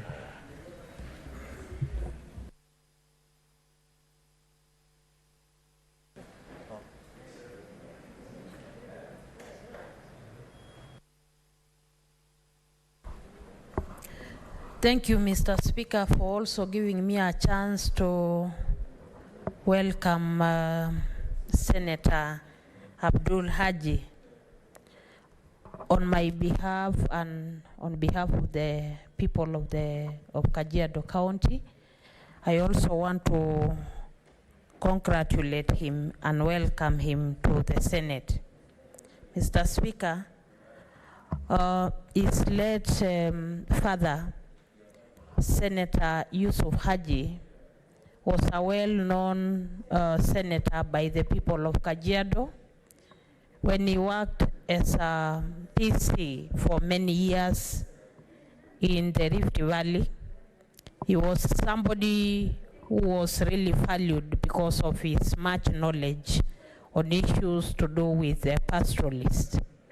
And therefore, we are happy that the people of Garissa have extended that value to his son, and so by giving him a chance to serve in this house. I just want to wish him well, and I also want to pray for him as he serves the people of Garissa. And I want to really urge him to look at policies and legislations that will help the people of Garissa and also the pastoralist communities as a whole. And I also want to tell him that his father, whom I used to sit right behind him, because I used to sit where you are seated now, used to interact well with all Kenyans. He used to interact well with women. He used to interact well with the pastoralist communities, and especially when there are issues that are dealing with our marginalized communities. He is somebody who was rich in knowledge. He was somebody who could read quite a lot. I remember the last time we spoke with him before he became sick. We were looking at the boundaries of Makueni and Kajiado, where there is some dispute. And he was somebody with a lot of knowledge. Even without looking at the books, he could tell you a very big history concerning our counties. And so we wish you well, and we also want to thank the people of Garissa so much because of entrusting that responsibility to you and the family as a whole and the leadership of Garissa County. We also want to urge you to also oversight those resources that your late dad used to really fight for them, because he would always stand for the allocation of counties in whichever side of the debate that will make sure that benefits goes to our counties. And so I want to urge you that even as you serve the nation as a whole, make sure that you also be very specific and very alert on issues that goes to the people of Garissa, and especially the resources that goes to Garissa County. Make sure that they are used well, and they are used also in a transparent way. Thank you. Leader of majority, the rest I will give you an opportunity in our second order.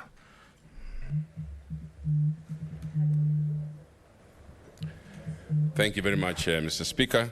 Mr. Speaker, let me take the earliest opportunity to join you and join the Senate in welcoming the latest and newest member, Abdul Haji, the Senator for Garissa. Mr. Speaker, I want to congratulate the young senator from Garissa, for Garissa, whom I have had the privilege of working with and knowing, and that is on top of course, working with his father, the late Yusuf Haji. Mr. Speaker, let me also take this opportunity to wish him and his family the happiest and the moment that they have now. I want to say to the people of Garissa, thank you. The people of Garissa have shown wisdom wisdom in making sure that they do not disrupt progress. And indeed, Mr. Speaker, the people of Garissa have not known any disruption since they lost their senator, the late Yusuf Haji, because as soon as he passed on as a speaker, the young son, who is now senator, and the team seen up there, took up the challenge and continued with the activities of the senator, and so the people of Garissa never felt a loss in terms of the work that was in progress. And so the coming in of young Abdul is not at all a surprise for most of us who know him and who know his credentials that he comes with. Mr. Speaker, I want to also thank the members of the Senate who helped. I remember Deputy Majority Leader working very hard to make sure that we have this swearing in today, and many of the members who supported that. My only advice I can say to Abdul is you are now a full senator. You should not take anything in half measures. You are the senator for Garissa. You are basically in your full shoes, and there is no more excuses about whether you are now new or inexperienced. We know that you can run and do the work that is before you. Just know that you have been elected to the majority side, and I want to tell you that you are on the right side of the House. The main thing that you need to remember is that we have offices, and the office of the Majority Leader, the office of the Chief Whip, the office of the other, of the Speaker, the offices of the Deputy are open. We have an open door policy and you can come in. By the way, you need to know that there's some, of course, I know everybody wants to push you to think in terms of some side shows. There are some side shows that you had from Mutula Kiloso Jr., people like Murkomen and others about a team that was there. That's history. It was gone. We now have a good and balanced formula that has been used in this year's revenue. Mr. Speaker, I just want to encourage ourselves that when a new senator comes in, and you saw that, Mr. Speaker, how it was done by the family, by saying that the leader of the minority in his own right, and the deputy leader on this side escort the young new senator. That already makes sure that we are working across the aisle with each other. And that was a very good thing that they did, to be seen, to be working across the aisle. Ramadan Mubarak to you and your family, and to all Muslims in this country and the world as they start this journey that is about to start it today and maybe tomorrow. But Mr. Speaker, we all want to welcome the young senator from Garissa. We call him young, and somebody has already said, of course he's young because I'm older. He's older than some of these other people around here. But for him, I call him young because I know him as that way. The Speaker, I want to conclude by saying that Yusuf Haji trained his family well. He traveled this country with his family wherever he worked. And so they are already nationalists. And Abdul was always there, everywhere where the father went. And so he's a nationalist, and that's why he portrayed heroism that we all know. And so he can do it here. He's eloquent, he's brave, and he can run the county of Garissa and be part of the national agenda. Congratulations again, and welcome to the Senate. Thank you. Next order. Sit, take your seat.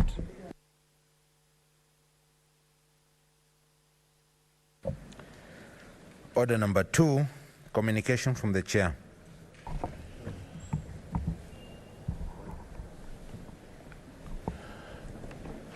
Honorable Senators, it is my pleasure and privilege to welcome you to this special sitting. I hope that you have been adhering to the COVID-19 protocols and have now been vaccinated. Honorable Senators, on the request of the Senate Majority Leader and with the support of the requisite number of senators, I appointed today, Tuesday, 13th April 2021, as a day for a special sitting of the Senate-wide Gazette Notice number 3298, dated 9th April 2021. In the Gazette Notice, I indicated that the business to be transacted at this special sitting shall be swearing in of the Senator-elect for Garissa County and the consideration of the Division of Revenue Bill, National Assembly Bills number 7 of 2021. Honorable Senators, as you may recall, the Division of Revenue Bill, National Assembly Bill number 7 of 2021 was tabled in the Senate on 30th March 2021 pursuant to Article 218, 1A of the Constitution and Standing Order 181, which provide that at least 2 months before the end of each financial year, there shall be introduced in Parliament a Division of Revenue Bill. Further, Standing Order number 181.3 provides that the Senate is required to conclude the consideration of the Division of Revenue Bill not later than 14 days after it has been introduced. Honorable Senators, the Division of Revenue Bill, National Assembly Bill number 7 of 2021 is critical because it provides for the division of revenue raised nationally among the national and county levels of government as required by Article 218 of the Constitution. Further, the Supreme Court advisory, reference number 3 of 2019, noted that the enactment of an Appropriation Act cannot precede the enactment of the Division of Revenue Act. The Appropriation Bill is crucial as it authorizes the national government to withdraw money from the consolidated fund for the expenditure of the national government. Consequently, the timely passage of the Division of Revenue Bill, National Assembly Bills number 7 of 2021 is critical as it will inform the annual budget estimates and the appropriation bill. This is the reason for convening this special sitting, and as provided in Standing Order 137.2, we shall consider the bill at second reading, committee of the whole and the third reading. Honorable Senators, in accordance with Standing Order number 35, the business specified in the Gazette Notice and as outlined in the order paper shall be the only business before the Senate during the special sitting, following which the Senate shall stand adjourned until Tuesday, 11th May 2021 at 10 a.m. In accordance with the Senate calendar. I thank you. But before we do that, just like I've said, we shall adjourn until May. I would like to take this opportunity to give Senator Abdul Kadir Mohamed Haji an opportunity to make his maiden speech before we proceed. Senator Haji.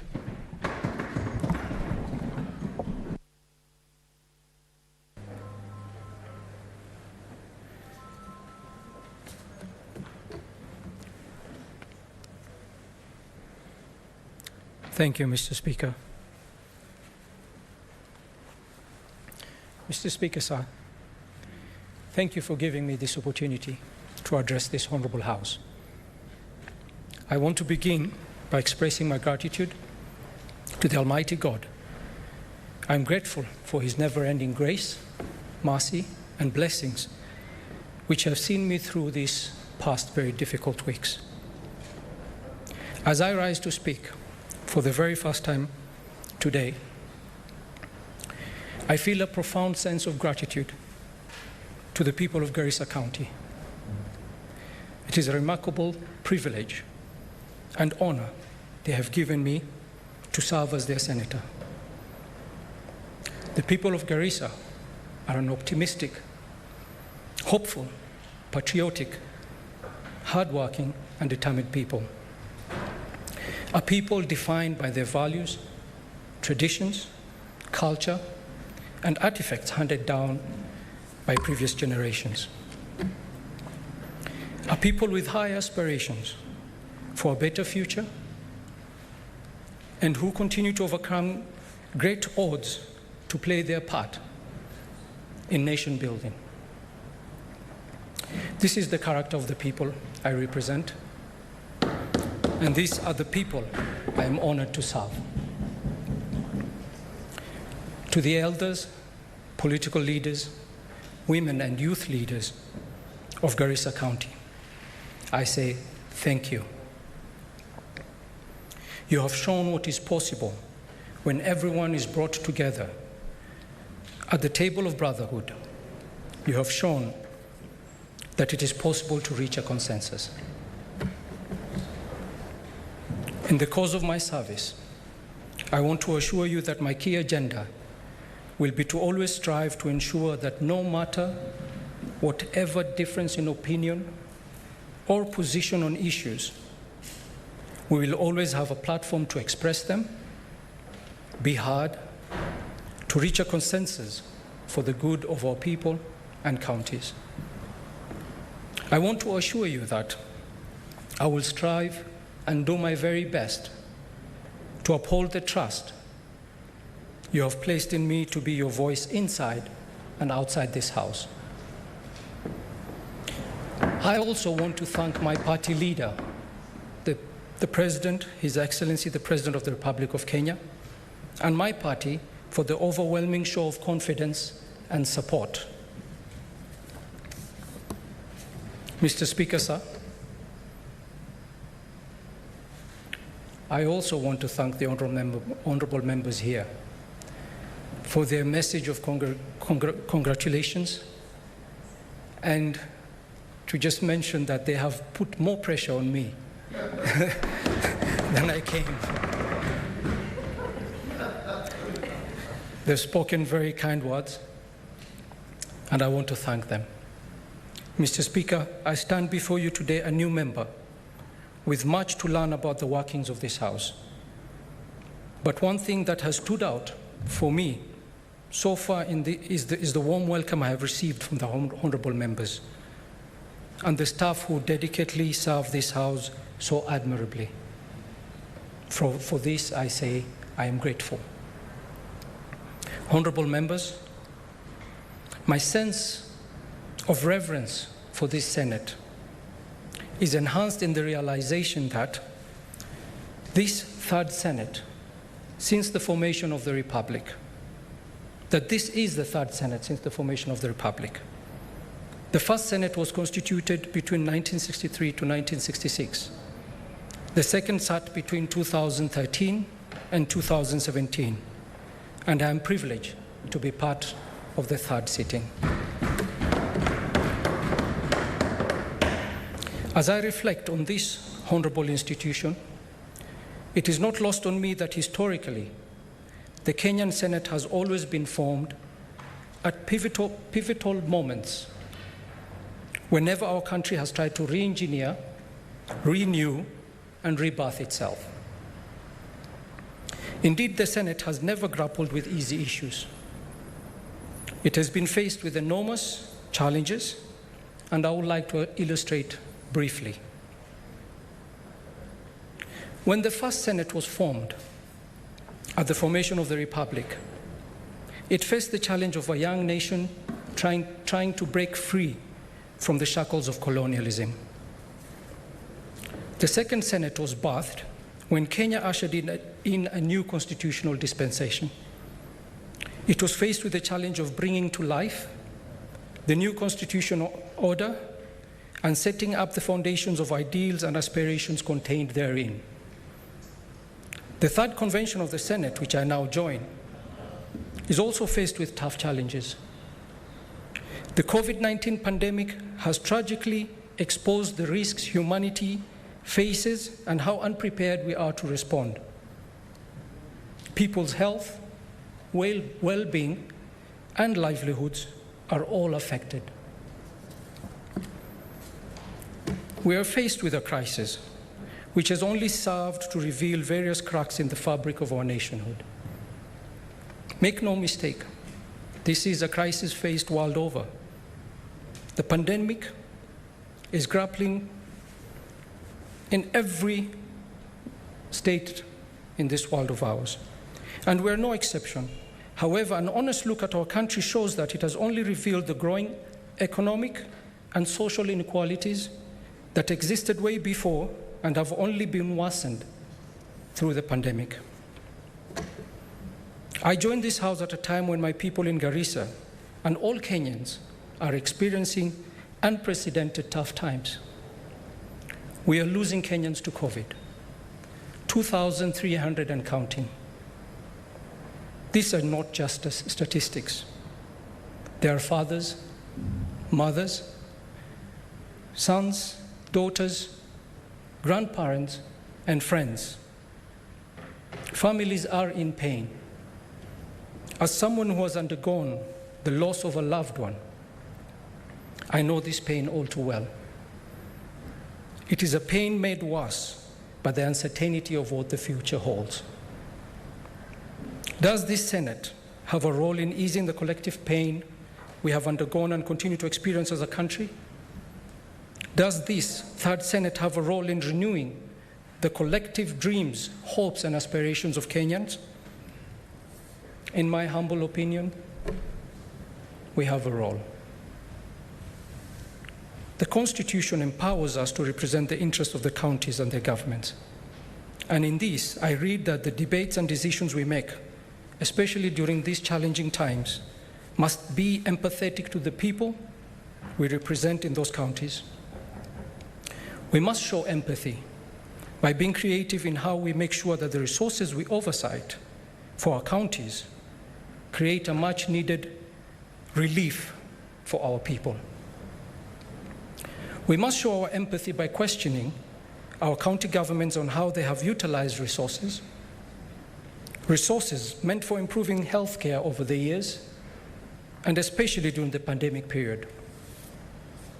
We must show our empathy to the people we represent when we condemn and swiftly act on any corruption that robs our counties of its future and potential. Mr. Speaker, sir, it is not my intent to sound presumptuous. It is my first day, however. And it is not my intention to sound or seem to advise my senior colleagues, not at all. But when you're relatively youthful, as I am, then the burden of expectations by the young people of Garissa County and Kenya at large bears heavy upon my shoulders.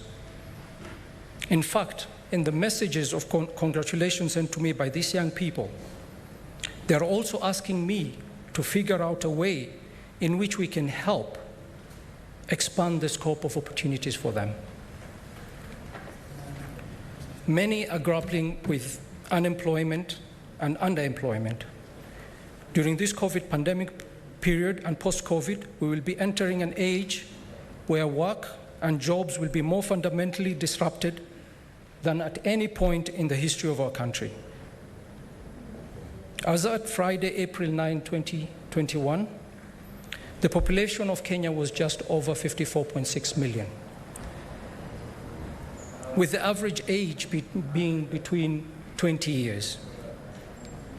These majority youth are discouraged and disillusioned by the uncertainty, the future they face. I joined this honorable House from the private sector, having been a small business owner. I want to present to this third Senate that perhaps one way we shall imprint ourselves into the annals of history is when we figure a way through which we can support the county governments to create an enabling environment in which the youth can create small businesses which are facilitated to thrive. This will in turn help the county governments raise revenue and bridge the deficits they are currently running, and more importantly, deal with the challenge of youth unemployment. Like I said earlier, I am still very new, and I look forward to be guided on how I can serve to make this reality for the youth in our counties. As I draw to an end, I want to thank all those who supported me from across the political spectrum. I received invaluable support from all the different political caucuses, and I don't take this for granted.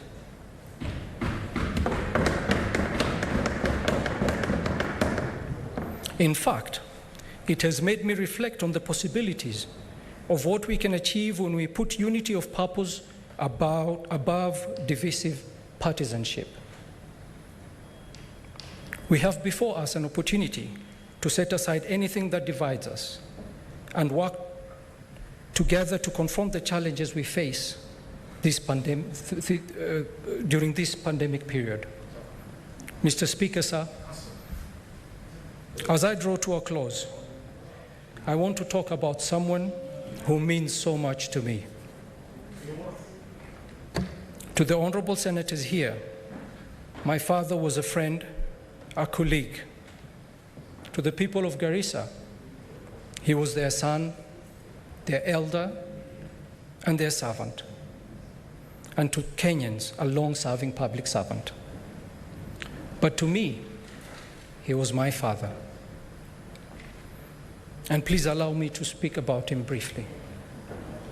Honorable members, I am humbled to follow into this house in the footsteps of my father.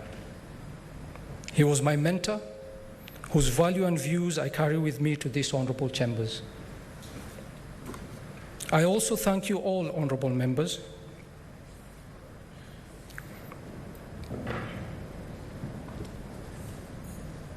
Mr. Speaker, sir, upon his passing on February 15th, 2021, the Honorable Senator, Senior Counsel, James Orengo, moved a motion in this very House paying tribute to my father.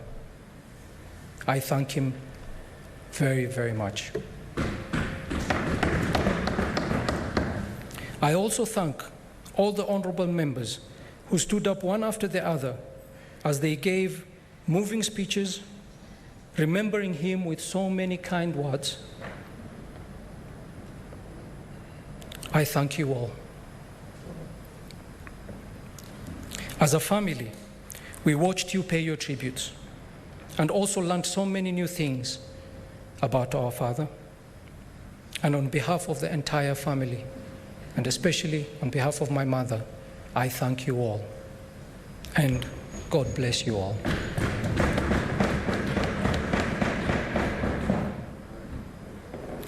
What can I say about the world's greatest dad?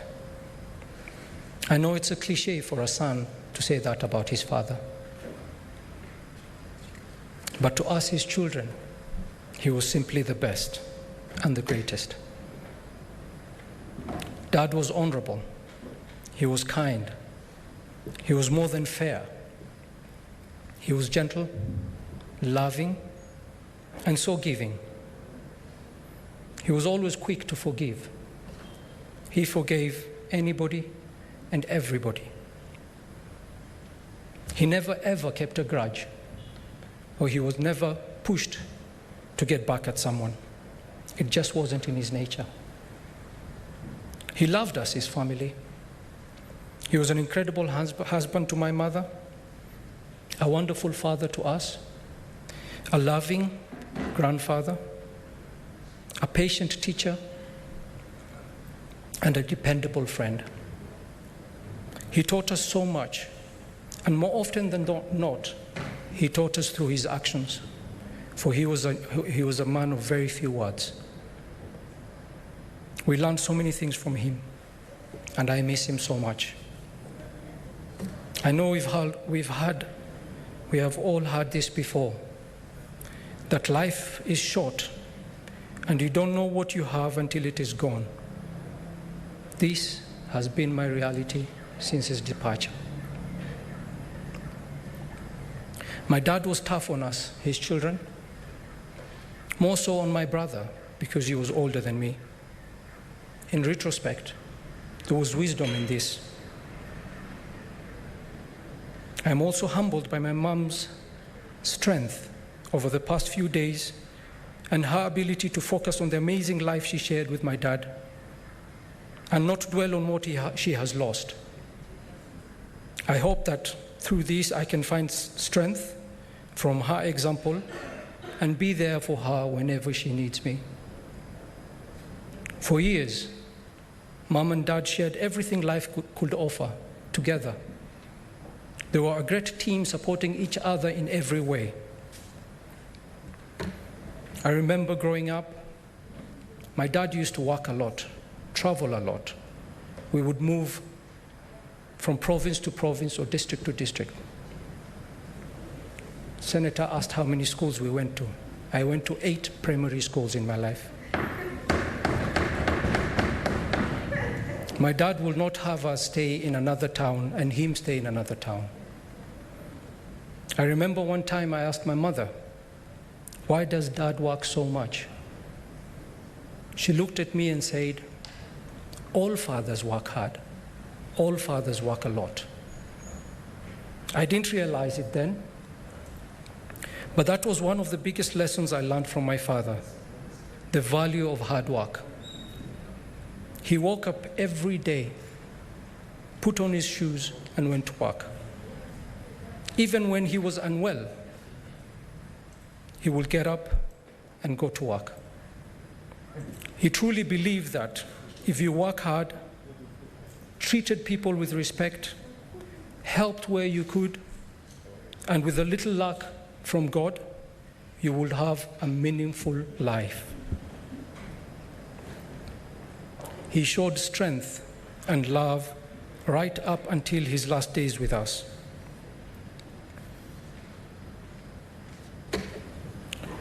I loved my dad. I loved the times I spent with him, whether it was just talking at home, at his workplace, or on the campaign trail, because there were always lessons to be learned. I just realized this very morning that the month of Ramadan has started. This is a month where families get together, break their fast together, and worship together. This will be the first month of Ramadan in my life that I spend without my dear father. It is not lost on me, and I can never forget that I'm here today as the Senator of Garissa County due to the grace of God and because of the heritage my father has left. He bequeathed us, his children, with something more valuable than all the treasures of this world. He left us with incredible and reliable friends.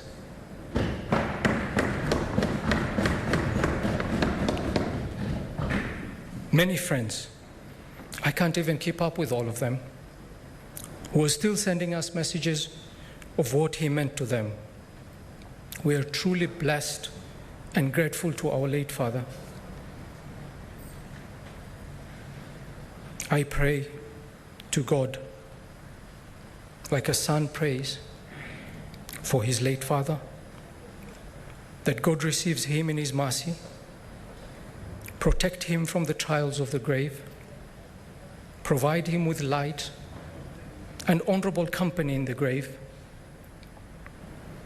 And I pray to God to wipe away all his sins and grant him the highest accord. Amen.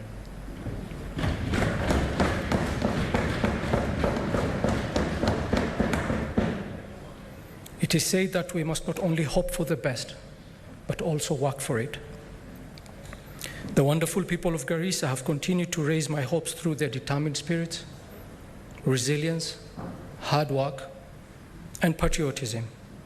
And I look forward to getting to work for them and for this wonderful country, Kenya. I'm also optimistic and I'm hopeful that we as leaders can collectively create a great future for this country. Mr. Speaker, sir, once again, I thank you and I thank all the honorable members here. And I pray to God to bless us all. God bless our nation. Mr. Speaker, sir, I yield the floor back to you.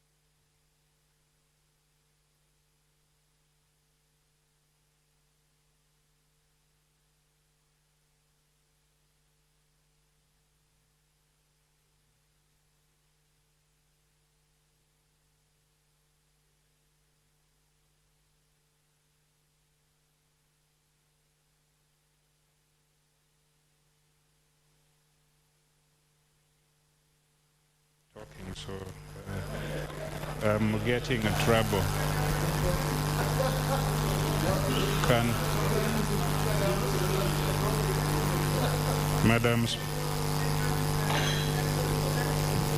Madam Speaker, senators are people. Madam Speaker, the following paper on the table of the Senate today, Tuesday, 13th April 2021. Report of the Standing Committee on Finance and Budget on its consideration of the Division of Revenue Bill, National Assembly Bill number 7 of 2021.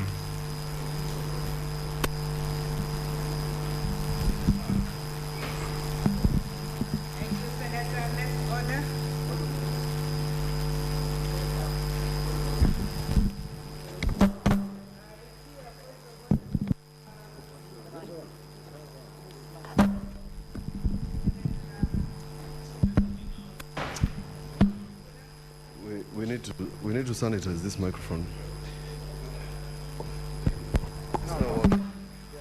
Madam Speaker, Madam Speaker,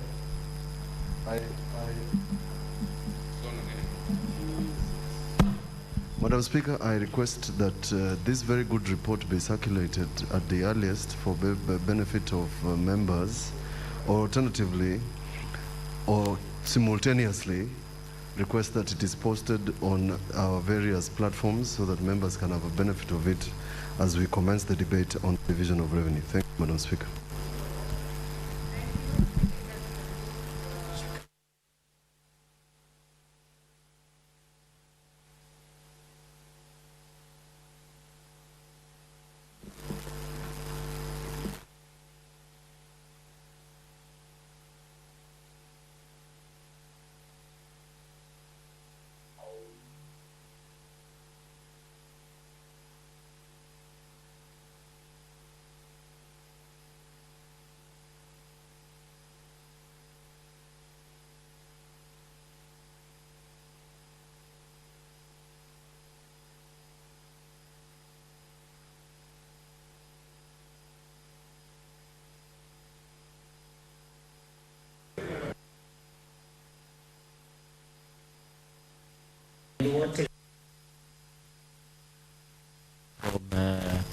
Circulating the report either online or in another form.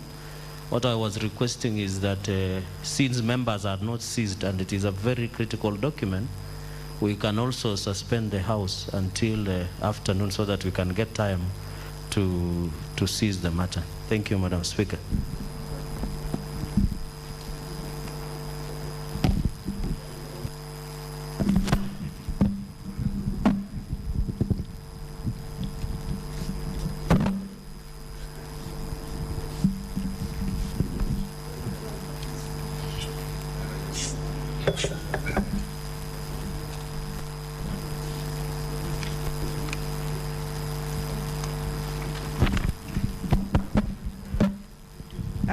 Honorable Senators, we seem to be having two challenges where our microphones are not working. It's about 35 minutes before we finish the session. I would now like to accept the proposal from Senator Gerargay so that we suspend the session until 2:30. In which case you will have done the reading and the technical team will have helped us to sort out the microphones. So the House therefore stands suspended until 2:30 p.m.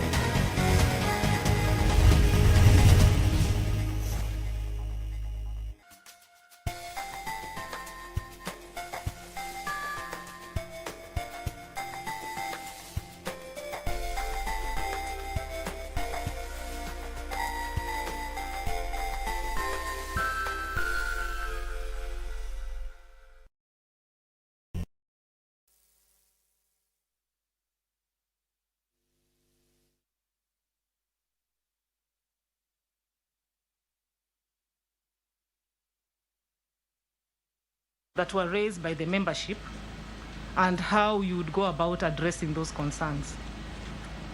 I'm talking about the delegated powers under the third schedule, paragraph 15, 16, and 17 of the Judicial Service Act. I have not read the decision, but I think that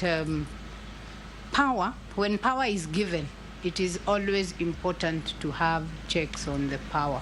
So my short answer to that would be that when we exercise power, we should know that we are open to being questioned about the basis upon which we exercise that power and whether it yields just outcomes for all. So what would you propose to do if you became the Chief Justice? Because that matter was directly instituted against the Chief Justice in his capacity as exercising that power, the delegated power from the JSC. Mm-hmm. So if you became the Chief Justice, what would you do to address those concerns? I mean, I've said that I haven't read the decision, but if the concerns were about being high-handed, it is... maybe I can just, yes. Now that you say you didn't read the decision, they were concerned about the fact that the power to suspend and interdict and also issue severe reprimand offense against Article 27, it doesn't afford them protection of the law, and also offense Article, I believe 47 on fair administrative action. Mm. No, I think basically anybody exercising that kind of power ought to do it within the confines of the law. And I think even as the Chief Justice exercises the delegated power, it is good to have, because you see, this is an institution of justice. It is important to have a mechanism for availing people hearings, I mean a right to be heard, because that is a basic principle in natural justice. Thank you. The last question I'd like to ask. I also picked from your CV that in your dissertation, you dealt with the topic inadequacies of the criminal procedure in magistrates' courts. This was in 1987. Of course, the law has grown over time, both in substance and in procedure. And just wanted maybe if you could highlight for us what inadequacies you are able to identify and whether over time those inadequacies have now been addressed. I formed my mind to do this dissertation after the second year of study, when students go on judicial attachment. And when I went to court, I actually went to the courts in Murang'a. What struck me was the way the accused would be told, you can actually either stand there or sit without being told what the implications are. Because you can you can talk whilst you've been sworn or unsworn without being told what that was. And invariably, because the court seemed very intimidating for many of the accused, many of them, when they were asked, do you want to move from there to there, they said, no, I'll just sit here. Because you see, you want minimum movement. And I found that to be problematic. The other thing I found is because I speak the Kikuyu language with fluency and facility, I was very critical about the way in which the translation was being done. And I could tell that some of the things that were being translated were really not capturing what the person was saying. So I don't know whether these things have been dealt with, but those two really stood out for me. Okay. And then,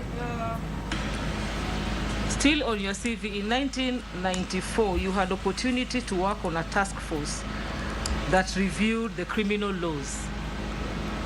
Did the terms of reference include the procedures? And if so, how did you go about addressing those inadequacies that you've just highlighted? To be honest with you, I really can't remember. I would have to go to the report to see what the TORs were, because 1994 is almost, it's almost 30 years ago. Yeah. Thank you. That will be all for now. Okay. Thank you, Commissioner Ruade. Professor, I know you touched a bit on judicial independence, but I would like to request the Commissioner Honorable AG to continue in that line, among other issues. Thank you. Good afternoon, Professor, Senior Counsel. Just a question first on your leadership style. You alluded to this in the context of the questions put to you in relation to the Supreme Court. What style of leadership would you adopt for the other superior courts, the magistracy, the 5,000 odd judiciary staff, and indeed the world at large, these main stakeholders outside the judiciary? I would describe my leadership style as not one thing. I mean, I am a visionary and transformative person, and to that extent, I lead from the front. And I think I said that I'm really not afraid to go where people have not gone. So in terms of leading from the front, I'm visionary, but having crafted the vision, I bring in people, participative and democratic, because again, if you go with a vision and you don't have people, you need your vision carrier. So rallying people to move with a vision, because you see, you can be a leader and you need your managers to be the executors of your vision. So I'd say leading from the front, having the vision, and then leading from behind by rallying people around myself through that deliberative participatory process, but also through coaching and mentorship, so that I can expand we can expand the competences of the team that we work with to execute the strategy or the vision. Might you be a little more specific, say, with regard to the superior courts? Are you aware of the mechanisms that are currently in place, say, with the High Court? Whom would you engage as you seek to bring that collegiality, that leading from the front, and so on? I would engage like with the Court of Appeal, there is a president, but with the other courts, some have the principal judges, and you also have the leaders of the different divisions. And of course, because it is not just the judicial function, there is also the administrative function. I think working with the chief registrar to also get the buy-in of the directorate heads. And with the magistracy and the non-judicial staff? With the magistracy, I'd work with the registrars, and also, of course, with the Cathys, there is the chief Cathy, and there is also the registrar responsible for the tribunals, which are also since 2010 under the judiciary. Thank you very much, Professor. Now, you've described yourself as a scholar, a thinker, an intellectual, and I think there was a bit of a, whether you could be described as a jurist, but whatever the case, what do you consider in that context to be your strongest attribute? my strongest attribute as a thinker. And I'm looking at which different courts like the Supreme Court here, which actually draw from academics, because academics tend to be thinkers. And how would you apply that in your role as Chief Justice and President of the Supreme Court?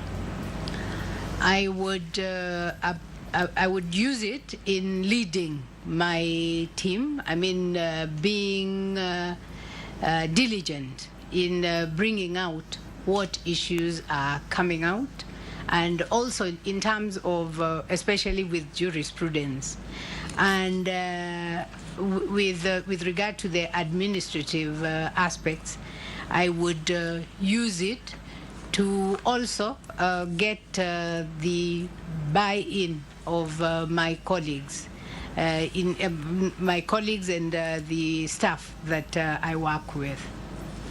Thank you. You've also discussed judicial independence and accountability. And I think you have acknowledged that there are challenges that face the judiciary in achieving judicial independence. How would you summarize those challenges, and how would you address them? I think the challenges that the judiciary has in being independent, one is the finances. And I think here the Constitution envisioned a judiciary fund. And it would be good to operationalize that so that the judiciary is able to determine the way in which it utilizes the finances that are allocated to it. Anything else? Is that with regard to independence or accountability? No, independence first. Independence. I think the other thing is just abiding by the principles in the code. I mean, the impartiality and absence of bias. That, I think, is something that the judiciary could also do. How do you, for instance, how should the courts relate to the other arms of government? Okay, judicial independence relates to the decisional independence of the judiciary, whether you're talking about individual judges or you're talking about the courts.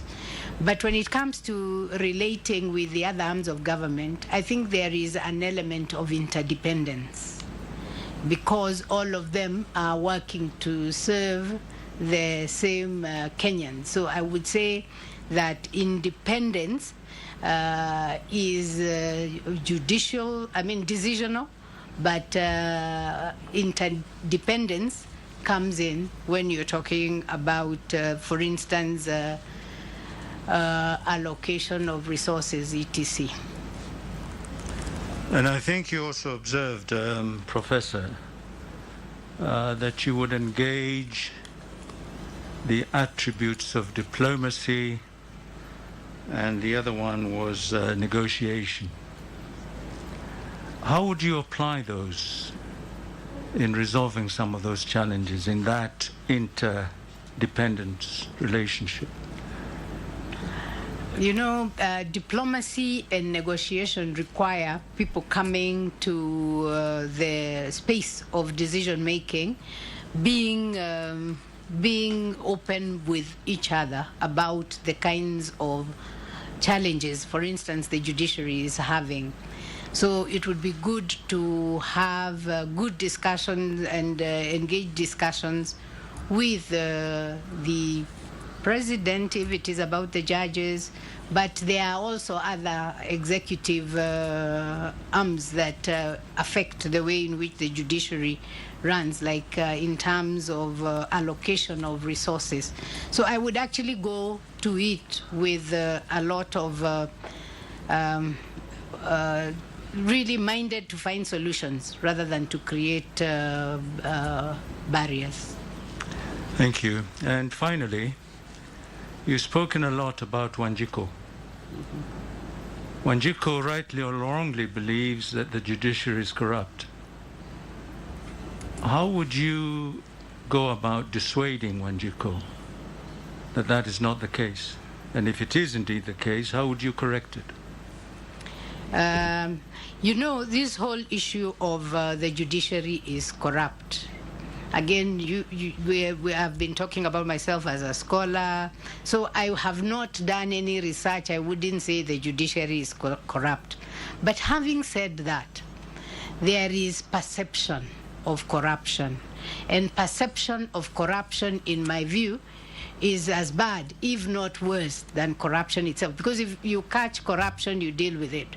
But you know, perception of corruption is an issue that plagued the judiciary before the 2010 Constitution, and it died for some time, but now there is perception of corruption. I think it is important to use the internal mechanisms, like the Office of the Judiciary Ombudsperson, to deal firmly with even these perceptions. Because you see, it harms the image of the judiciary. I mean, and I don't think that anybody wants to get into an institution where you get in and the next day people are saying you're corrupt just because of perception.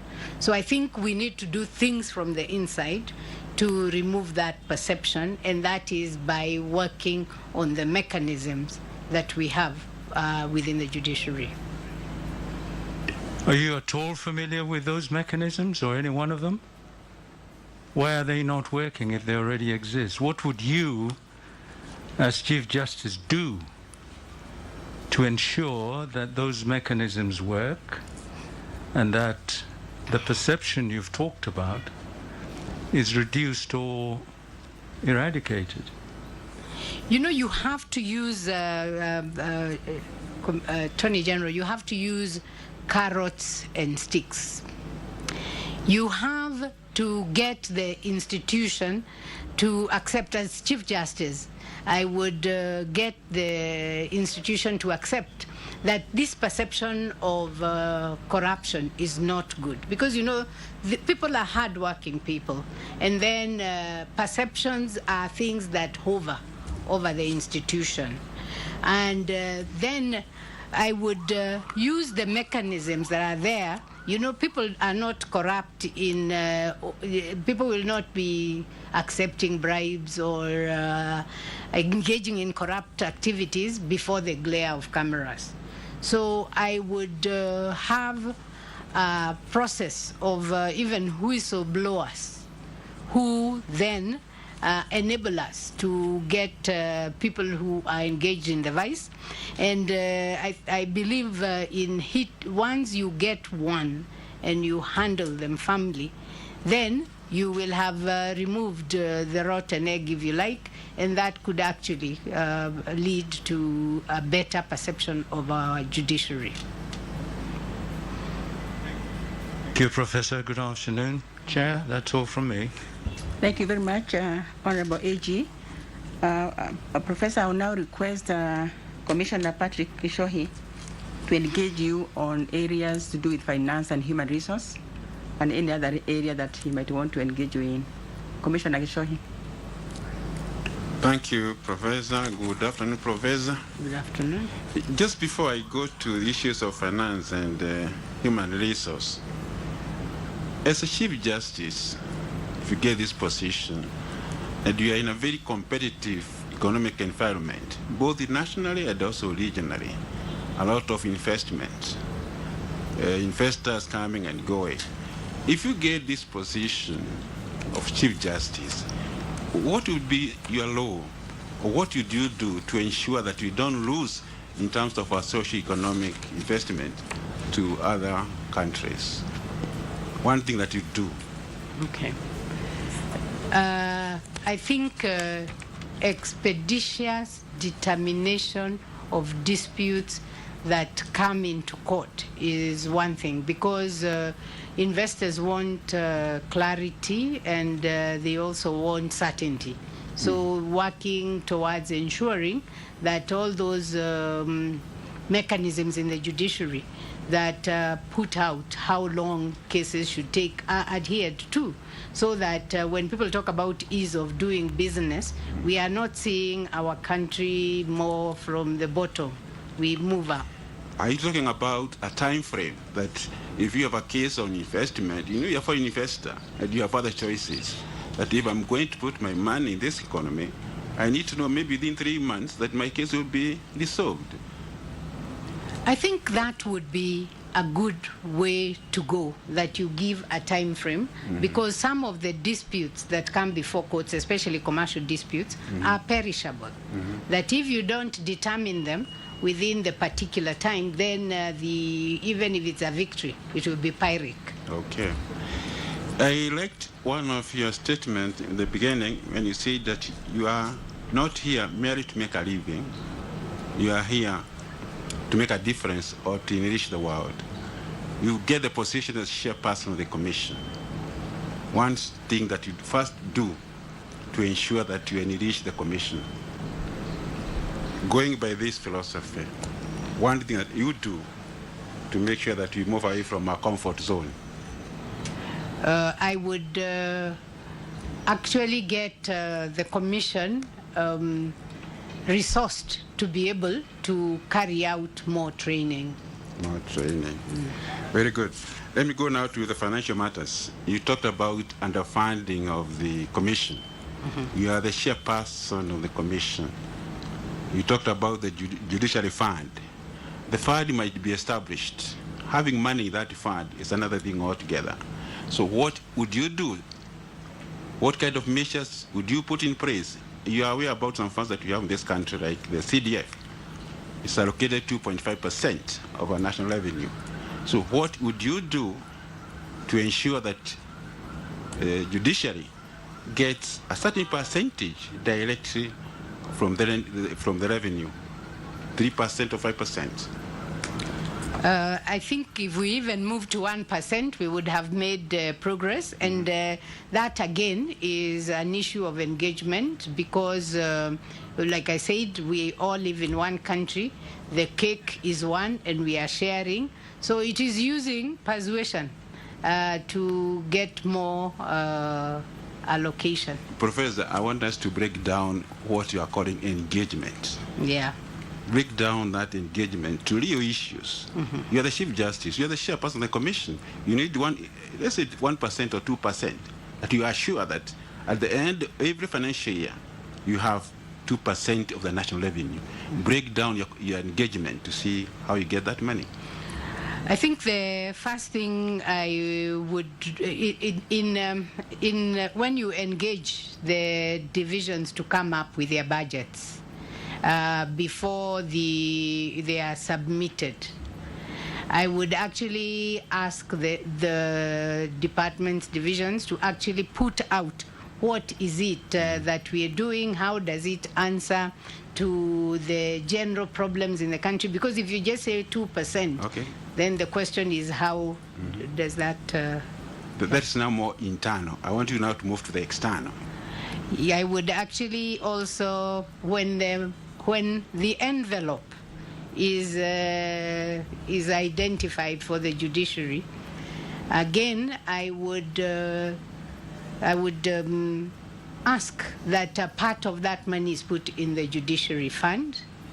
And, I'd be open to negotiating that, recurrent expenditure could actually be out there, but can we have something in the judiciary fund so that the judiciary is able to execute its functions? Very good. You are the chairperson. You are the head of the arm of government. So whom are you engaging? I'm engaging I am engaging the executive and the legislature. Let's look at the legislature. It's quite wide, specific, the legislature. The committee, that there is a JLAC. JLAC means what? The judicial, the law, it is the committee in parliament that deals with law. What else? Any other committee? I'd also engage the Public Accounts Committee. No, Public Accounts Committee comes much after, I suppose, Postmortem Committee. So I would have to find out who yeah. Let's look at public-private partnership. I've seen that you have a lot in terms of your networking. How would the judiciary benefit from public-private partnership if you get this position as Chief Justice, the chair of the commission? The judiciary would benefit from, I raise a lot of funds, and I have raised a lot of funds for my institution over the years. Even right now, I'm in the middle of negotiating a grant from the Norwegians. So I would see where that is applicable. You know, getting money from outside for the judiciary, you have also to be careful that it doesn't interfere with the independence of the judiciary. But beyond money, I also have a very high-value network of institutions. As a global scholar, I have links with centers around the world who, for instance, if it is training that people need, you could talk to them about it. I'll raise one that we used the other day between Strathmore University of Nairobi. We all knew a particular scholar, Deborah Road. Deborah Road was a scholar that worked on legal ethics. And when she died, we held a colloquium in her honor virtually, and we were able to work with the Stanford Center for Legal Ethics. Okay. Earlier on, you said that if you get this position as the chairperson of the commission, you'll be able to oversee the expenditure. Those were your specific ones. I want to see that relationship between you as the chairperson of the commission and the accounting officer of the judiciary and other departments in terms of expenditure. I think that because the Chief Justice is the head of the institution, and so the buck stops there. So what is done by the accounting officer is going to affect if it's not done well, it's actually going to affect the Chief Justice's performance. So there needs to be ways of reporting, different ways of reporting. I think there are certain things that as lawyers, and I'm using again my experience as dean, that we are not very good at, and especially the finances. I think it is very important to have in the office of the Chief Justice a way so as to be able to help the Chief Registrar of the Judiciary a function to help with the finances, to help with procurement, because those could actually become the Achilles heel. Okay. Are you familiar with the Public Financial Management Act? Yes, to some extent. Okay. Now let's move on to something else, human resource. The Honorable Attorney General did ask you about your engagement within judiciary, and you talked about judges, magistrates.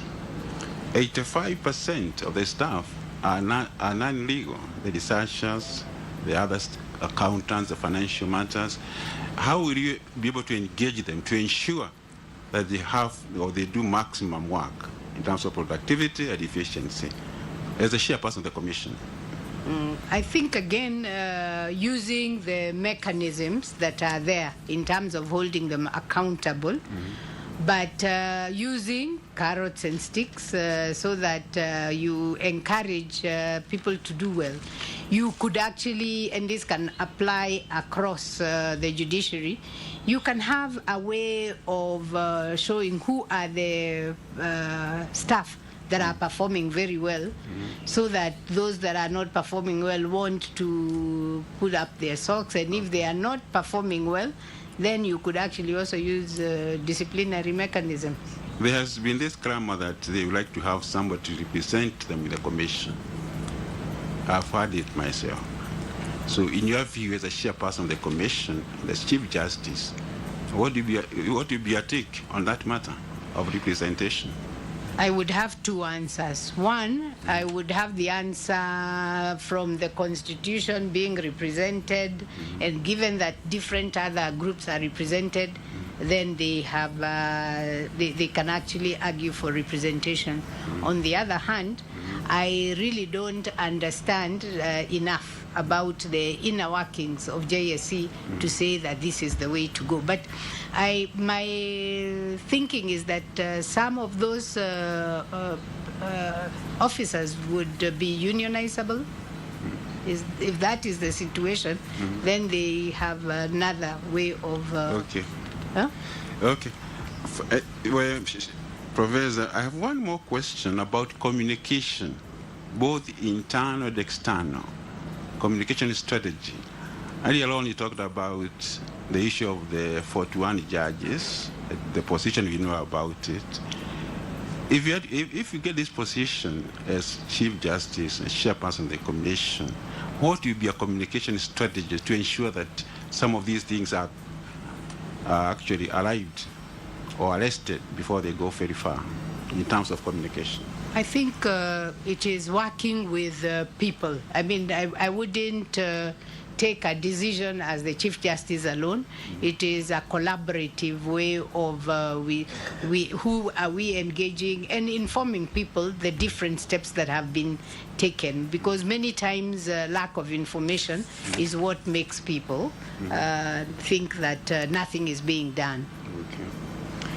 The other question is about diversity.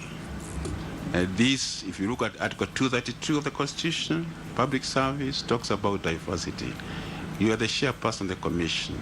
How would you address and ensure and realize that the diversity within the Commission, but in terms of the officers, in terms of the staff, is realized?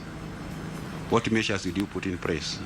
I think it would be good to, when, for instance, you advertise or you are interviewing for positions, that you take, you keep continuously taking stock of where are the people from, and of course, always bearing in mind competence, but ensuring that you have the interest of having as diverse a workforce as possible. Okay. I also see from your report here that you have done some work for devolution. I think you had a conference, I think in Kirinyaga and also in Meru. Judiciary, Chief Justice, and you have almost 200 stations out there in the counties. How would you relate to the county government in terms of making sure that there is access of justice to Kenyans? Maximize on devolution. I think it is important for the judiciary to have a framework for collaborating with the counties, because even when we talk about access to justice and you want physical space, you can get that from counties. You can actually, and when you have facilities within counties working together, helps the judiciary run better. Okay, thank you, Professor. Thank you, Professor too. Thank you very much, Commissioner Gishohe. Professor, now we are going to have Commissioner Koskei, who will ask you questions related to your global experience and also community service and other issues that he wishes to put to you, Professor. Commissioner Koskei. Thank you, Chair. Thank you, Professor. Mine will be very short. I want us to focus more on your CV. And in paragraph 2, you said you are a tech savvy,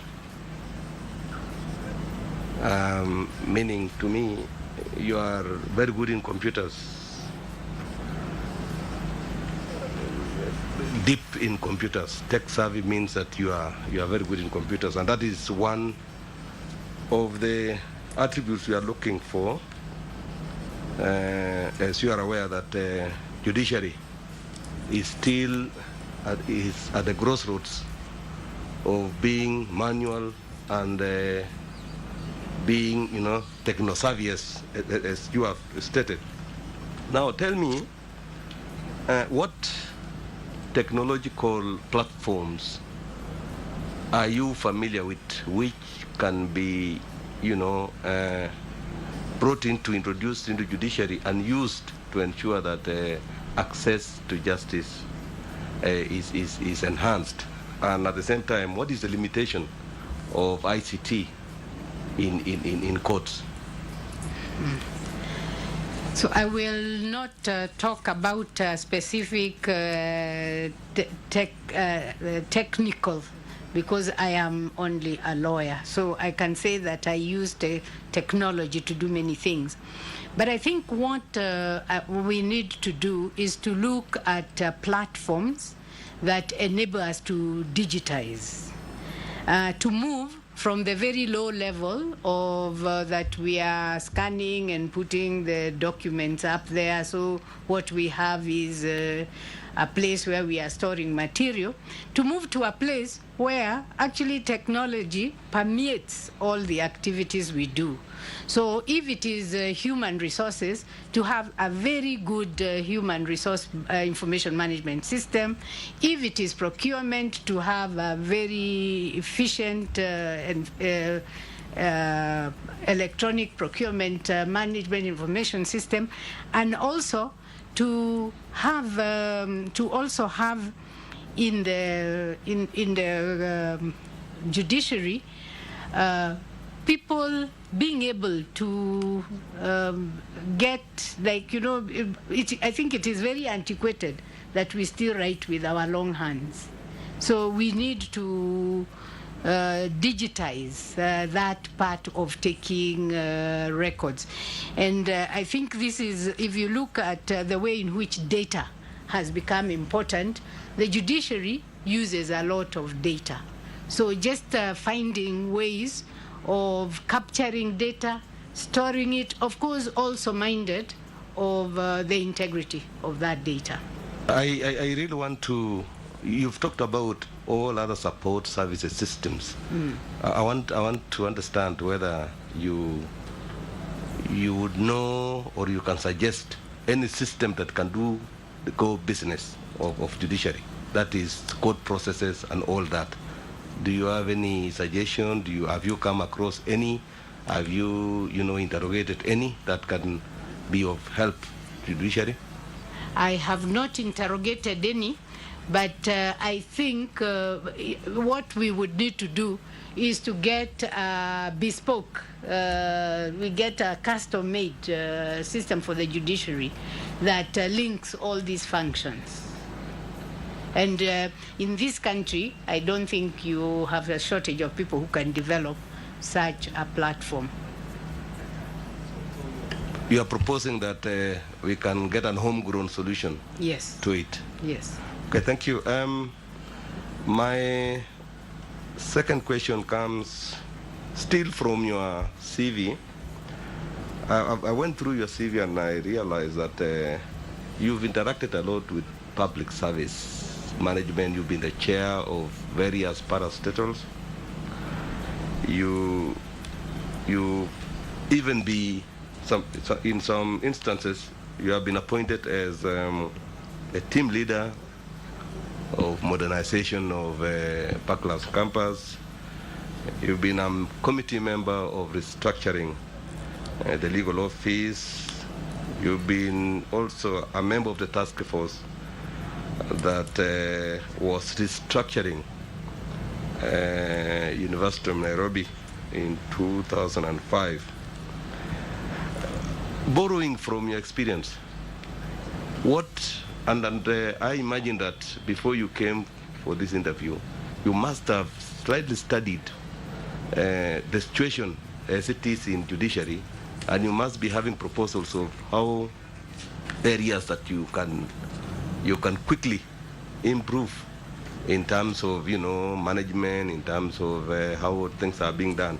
So borrowing from your experience, what are these experiences that you have that you can quickly come and, help judiciary in transforming it, in the structuring specifically, in issues of, I've even seen again, issues of, you've been a tender committee member. I want to understand the experiences that you have that can help us, to also improve the delivery of service in judiciary. I think one of the things that I've thought about is a question you raised earlier about digitization and the importance of moving from manual systems. And this is across board. The other area is, I think, in terms of questions that were being raised about tracking jurisprudence, being able to capture and being able to have analysis that is presented and people can actually be able to know this decision has been made, this is the ratio decidendi. But I think procurement, procurement is the Achilles heel of many institutions. And that, again, is a place where we need to look at how is it that we can make procurement digitized. Actually, working at the University of Nairobi as the head of department, I have to these things, and I do it online. We used to do it manually, but with COVID, everything is online, and that really hastens things because it has approval from X has been given, you're waiting for approval from Y. Thank you. And in your CV still, you say that you are somebody who believes in carrying others along, and that your network is your net worth. Can you explain? What do you mean? I'm actually a mentor coach, and many of the people I work with them with a view to really mentoring them and coaching them. Having taught about 6,000 students, I've taught 6,000 lawyers around the world. I have supervised 300 bachelors, 100 masters, and 14 PhD. These people are people that are my network. It's actually, that network is a lot more valuable than any silver or gold. Thank you. As a CJ, and I'm following from where Commissioner Gishori left. As a CJ, you are diplomat number one when it comes to the judiciary and judicial matters in the country. You are also a fundraiser number one when it comes to judiciary in as far as creating or using your existing networks to finance operations, to help in training. What plans do you have in as far as trying to position judiciary in the world in terms of its image, in terms of the network that can eventually, bring in resources that will enhance training for our judicial officers, judicial staff, and also bring in money or support in areas of jurisprudence and also even in facilities that can be used. Could you briefly tell us and even give us examples of institutions that you can easily, talk to, and you can quickly, say in 6 months, 1 year, you can have a discussion and perhaps we can see some help from them? To say that I would be able to say in 6 months we can get resources from Institution X would be not telling the truth. But what I think I can do, I have a huge network. I mean, I went to schools around the world, and many people are in judiciaries. And, you know, there are certain institutions, when you attend them, they take you very seriously as an alum. And when you want to link, many judges, for instance, would be from those institutions. So I would get into a space of looking at what is it that we can do. But even the work we did with the South African Judicial Education Institute, bringing together the judiciary training institutes, and they are funded by UNEP. And for UNEP, because they want to promote the environmental rule of law, that is a space that we can look at in terms of greater partnership. That's for environment, but I'm sure there are many other bodies. Thank you, Prof. My next question is on corruption. One of the commissioners, and I think the AG, say that there is a perception by Wanjiku that judiciary is corrupt. We have also other stakeholders and institutions of government that they are saying that judiciary is the weakest link, while others argue and say judiciary cannot be any link, because when you look at weakest link theory, it says that you have to be in the sequence, so that whatever happens to you depends on whatever the other one happens. So they say judiciary is nowhere. They always come as an arbiter between the accused and the accuser. So why should it be the weakest link? Where is it in the sequence? Can you expound on that, and whether you also believe that judiciary is the weakest link in corruption, or it is not even in the sequence of corruption and only comes in as just a decision maker when it comes to either convicting or not? What is your position when it comes to corruption and the way the perception has been going on in this country? I think that question touches on the question of judicial independence, and also the point I had made to the Honorable, the Attorney General, the issue of interdependence. So whereas within the decisions you make, the judiciary makes, there is independence and insulation from pushes by people from the outside, when you talk about accountability and why should Kenyans invest in a judiciary, I think that is when the issue of interdependence comes in. Because if corruption is so rampant in this country, and the judiciary is able to handle it and is not handling it because they say we have to, there are handicaps, we should try and deal with those handicaps so that it is also effective in dealing with this vice. Thank you. I think now I'll go to seek clarifications on answers that you gave to my fellow commissioners on specific questions. One is the issue of taking unpaid leave from University of Nairobi, going to Strathmore University to create a law school, which ended up being a competitor, or you perhaps knew that it will be a competitor to your employer. What do you think? Don't you think it was unethical? Don't you think it was not good to do that? Because if it was a business, you would have been fired on the spot.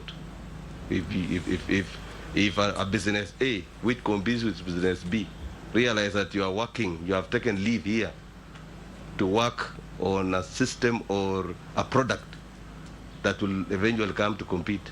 What do you think? What is your position, and what do you believe in that? My firm belief is that we need a good legal education in this country. And when I went to Strathmore, I was not motivated by how much money I would be paid. Actually, I had even thought of starting my own law school. I consider myself also a person who thinks out of the box. And when I left Nairobi, actually, I didn't have a job at Strathmore. I took unpaid leave because I needed time out. I had been a chair of department for 6 years. I had also, I had been on sabbatical that had been extremely busy at the Woodrow Wilson International Center for Scholars. So I thought it's good for me to step back. But I had this idea that the law school I am seeing is not the law school of the future.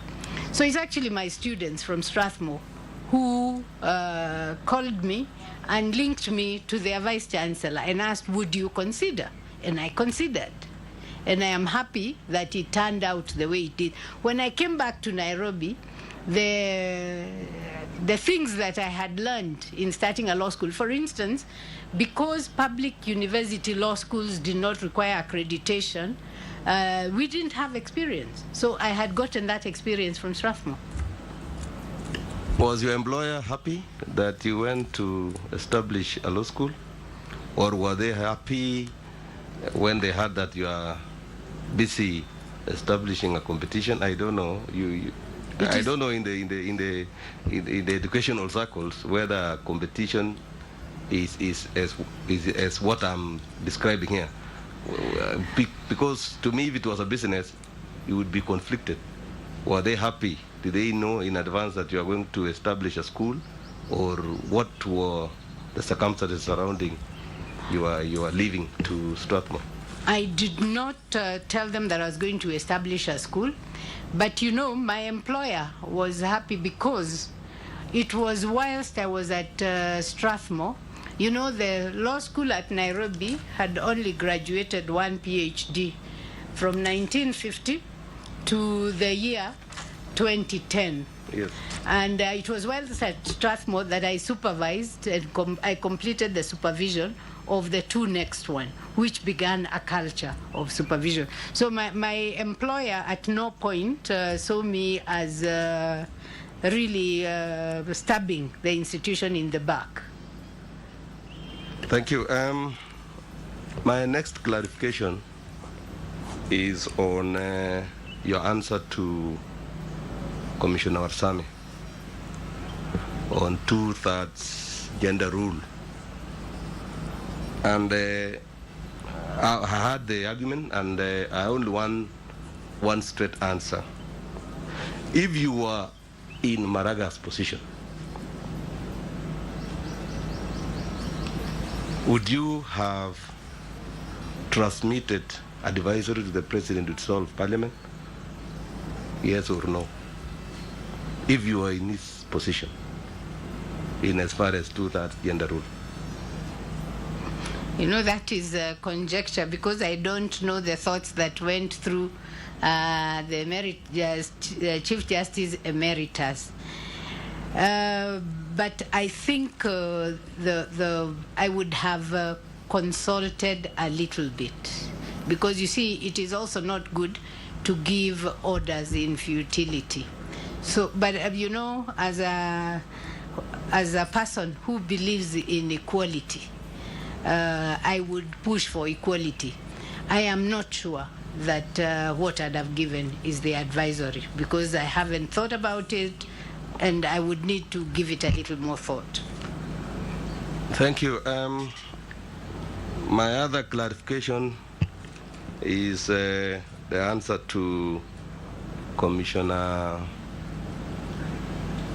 Majanja on the issue of ombuds and the constitutional amendment that is going on in the country. And when I looked at your CV, you clearly stated that you were appointed one time in 2006 as a member of eminent persons to look at the constitution process that it's told.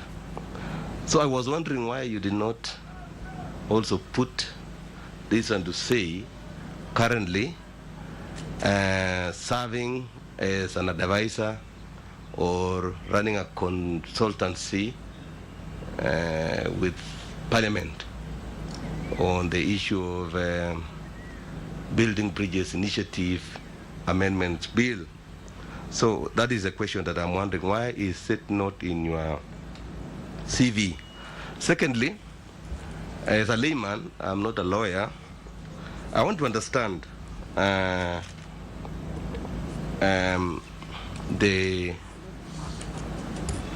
you may compare and contrast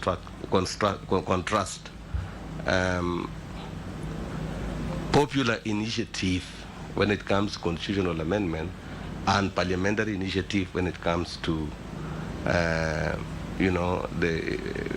constitutional amendment. I want you to contrast and compare. Why is it not on my CV? By the time I submitted my CV, I was not engaged. Okay. So I have been engaged. Actually, I don't even have a contract. So the short answer is it was not there. The second question that you ask about popular initiative and parliamentary initiative, I'd refer you to articles 256 and 257 of the Constitution. The one deals with how one is a popular initiative, which comes from the people, and the other one parliamentary initiative, which comes from Parliament. I would like not to talk a lot more about that, because that is a matter before court. Okay, finally, my final clarification, and it is whether it's all one statement, is still a clarification on Majanja's question on boots.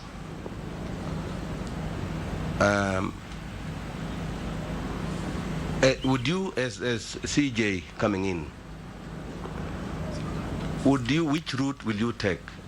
Is it to look at the ombuds the way it operates now and do amendments within the framework of its operating now, or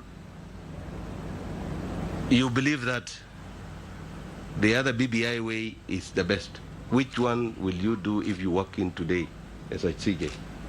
Let me say that, Commissioner, for me, I want an accountability mechanism that works.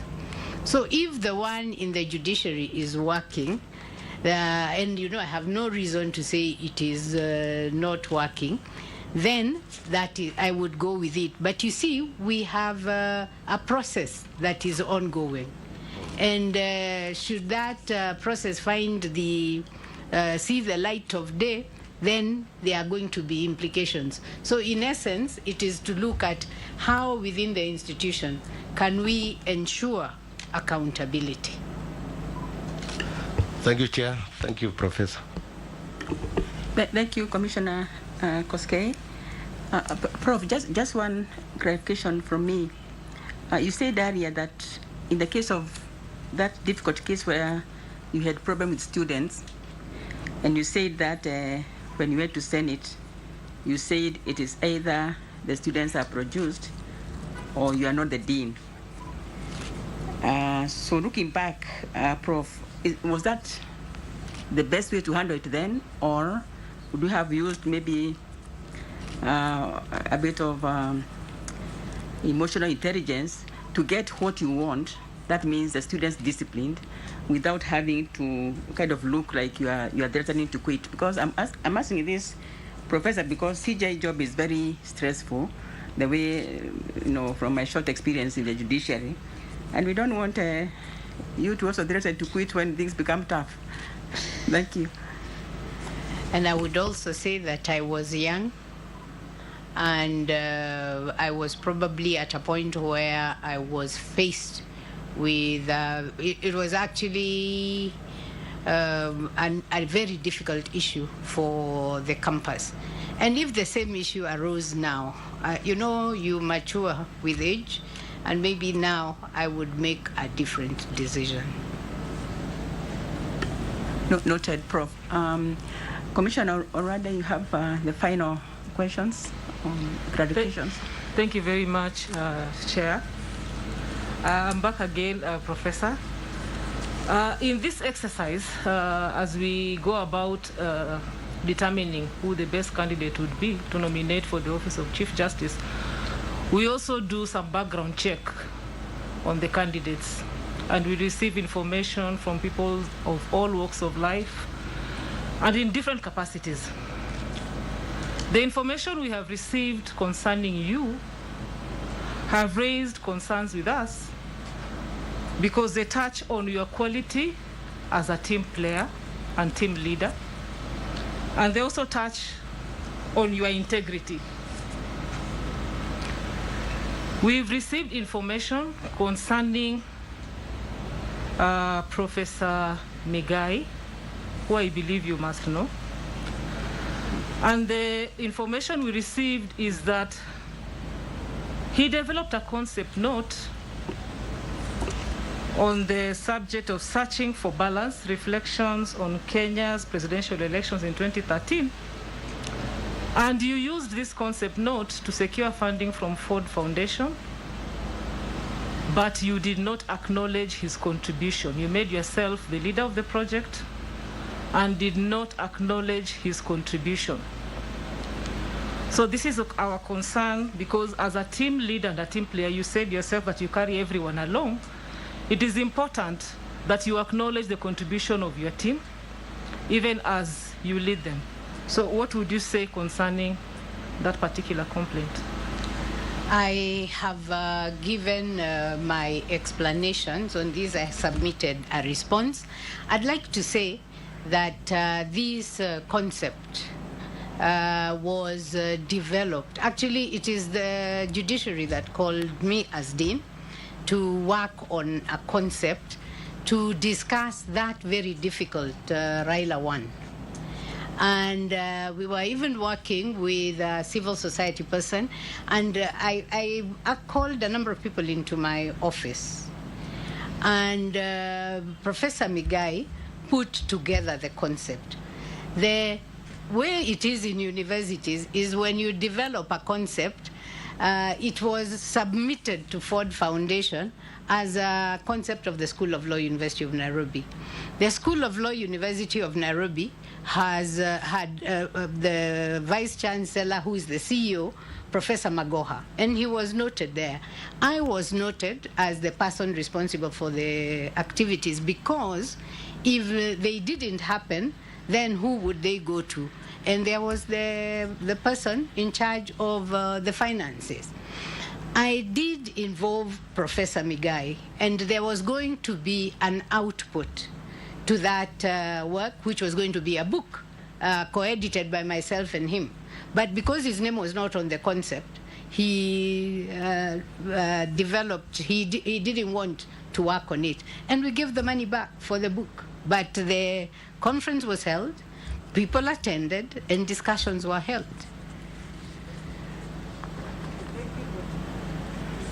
Commissioner, as a follow-up question. Yes. Sorry, I just want to ask a follow-up question, Prof, because, but do you agree then, Professor, is he Professor Migai had a point? Because that concept, if, for example, a paper is written out of that concept, then his name would have missed, and yet you have acknowledged he did the concept.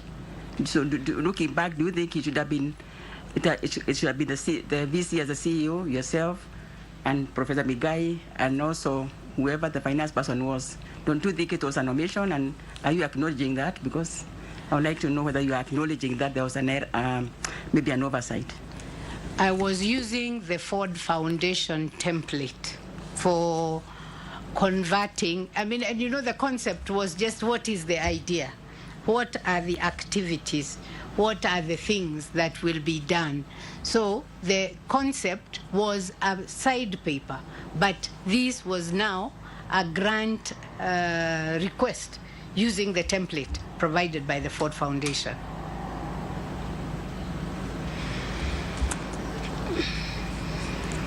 Okay, the other concern, the other complaint, if I can call it that we have also received, still raises issues concerning your diligence and also your integrity. We have information that serving as a member of the committee of the LSK on nomination for candidates to the Judicial Service Commission, specifically the male candidate, you colluded and engaged in underhand activities in a bid to defeat or to frustrate the bid by one of the membership to vie for this position. What would you say about that? Maybe I can also raise, maybe inform you about yet another complaint, also concerning your activities in the LSK, which also touch on your integrity and diligence. The second limb of that complaint is that as a member of the committee on the senior council, you would fail to attend meetings where critical decisions were made. And on an occasion, some recommendations were made on the people nominated for senior council. You did not attend the meeting, but still appended your signature to the recommendations. This, of course, brings questions about your integrity and your diligence. Could you comment on that, please? Let me start with the mail written extensively about that. This other issue of the LSK Senior Council Committee, we have to distinguish two things here. The Senior Council Committee that I had been nominated to by the Senior Bar under rules in the Advocates Act. And I served on that diligently. And I've actually seen that the statement that I was not at the meetings is not true. That is not true. But more fundamentally, and which I think is why the complaint came, when the president of the Law Society was appointed, he decided that he wanted to meet the senior council, and he wrote to all of us. He fixed the day for the meeting, but I was not able to attend that meeting. And then later, I saw circulating on LSK membership that I had been elected into the Senior Council Committee of the LSK. You know, because many of these people are my students. I do not want to embarrass by saying how did I get here, because I could have become combative. Also knowing that there were very frosty relations between LSK and the senior bar that I had represented in the Senior Council Committee. When no explanation was put on how was I elected without being asked, for instance. And I tried to engage, but then I found that the quarrels were too much, and I resigned from the LSK committee. And that I don't think is something one can hold against one. You can say you won't work in a committee because, first of all, you are put without your consent.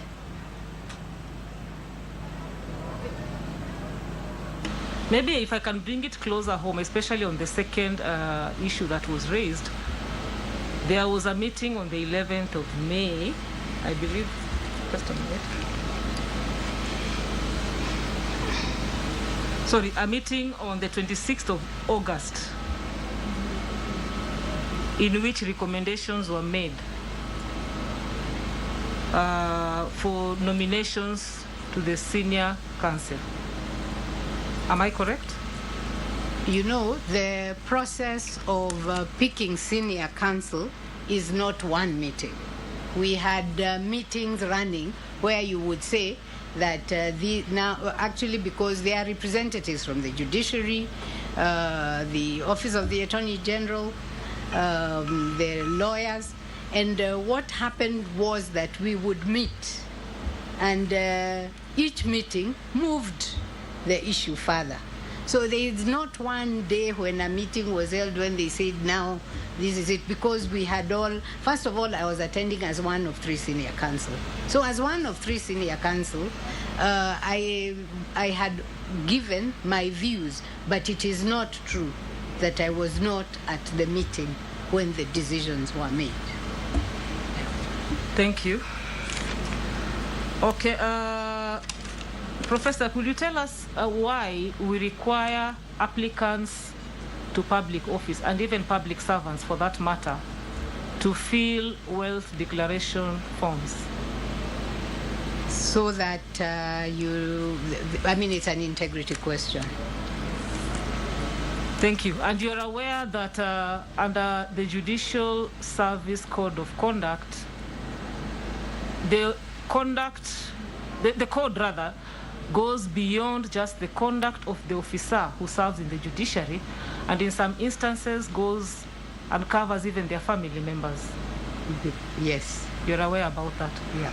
Now, in the form that you are required to fill, Form 2B, paragraph 8, you are required to file a statement, a separate statement for your spouse. Did you comply with that? I didn't. Why is that? I had actually complied with it in the one I did for PSC. You did not?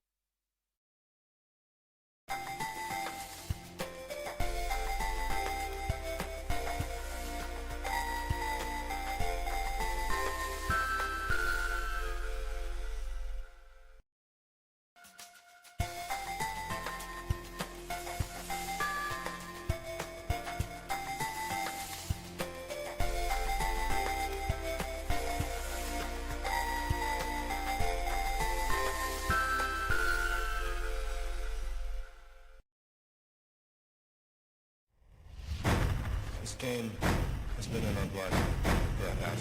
Senior coach. The focus, too much. Fitness. Oh, make your deal. Power up all 4 corners. If I hit them all, we all run. I gotta see this.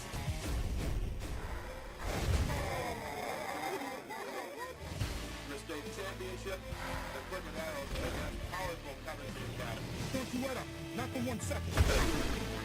It's this the day David slays Goliath. This game is not about us. This game's about us. Today, we return the cross for people.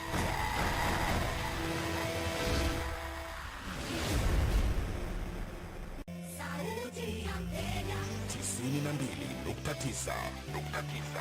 Hii ni KBC Radio Taifa. Kila kitu maishani, sina sauti.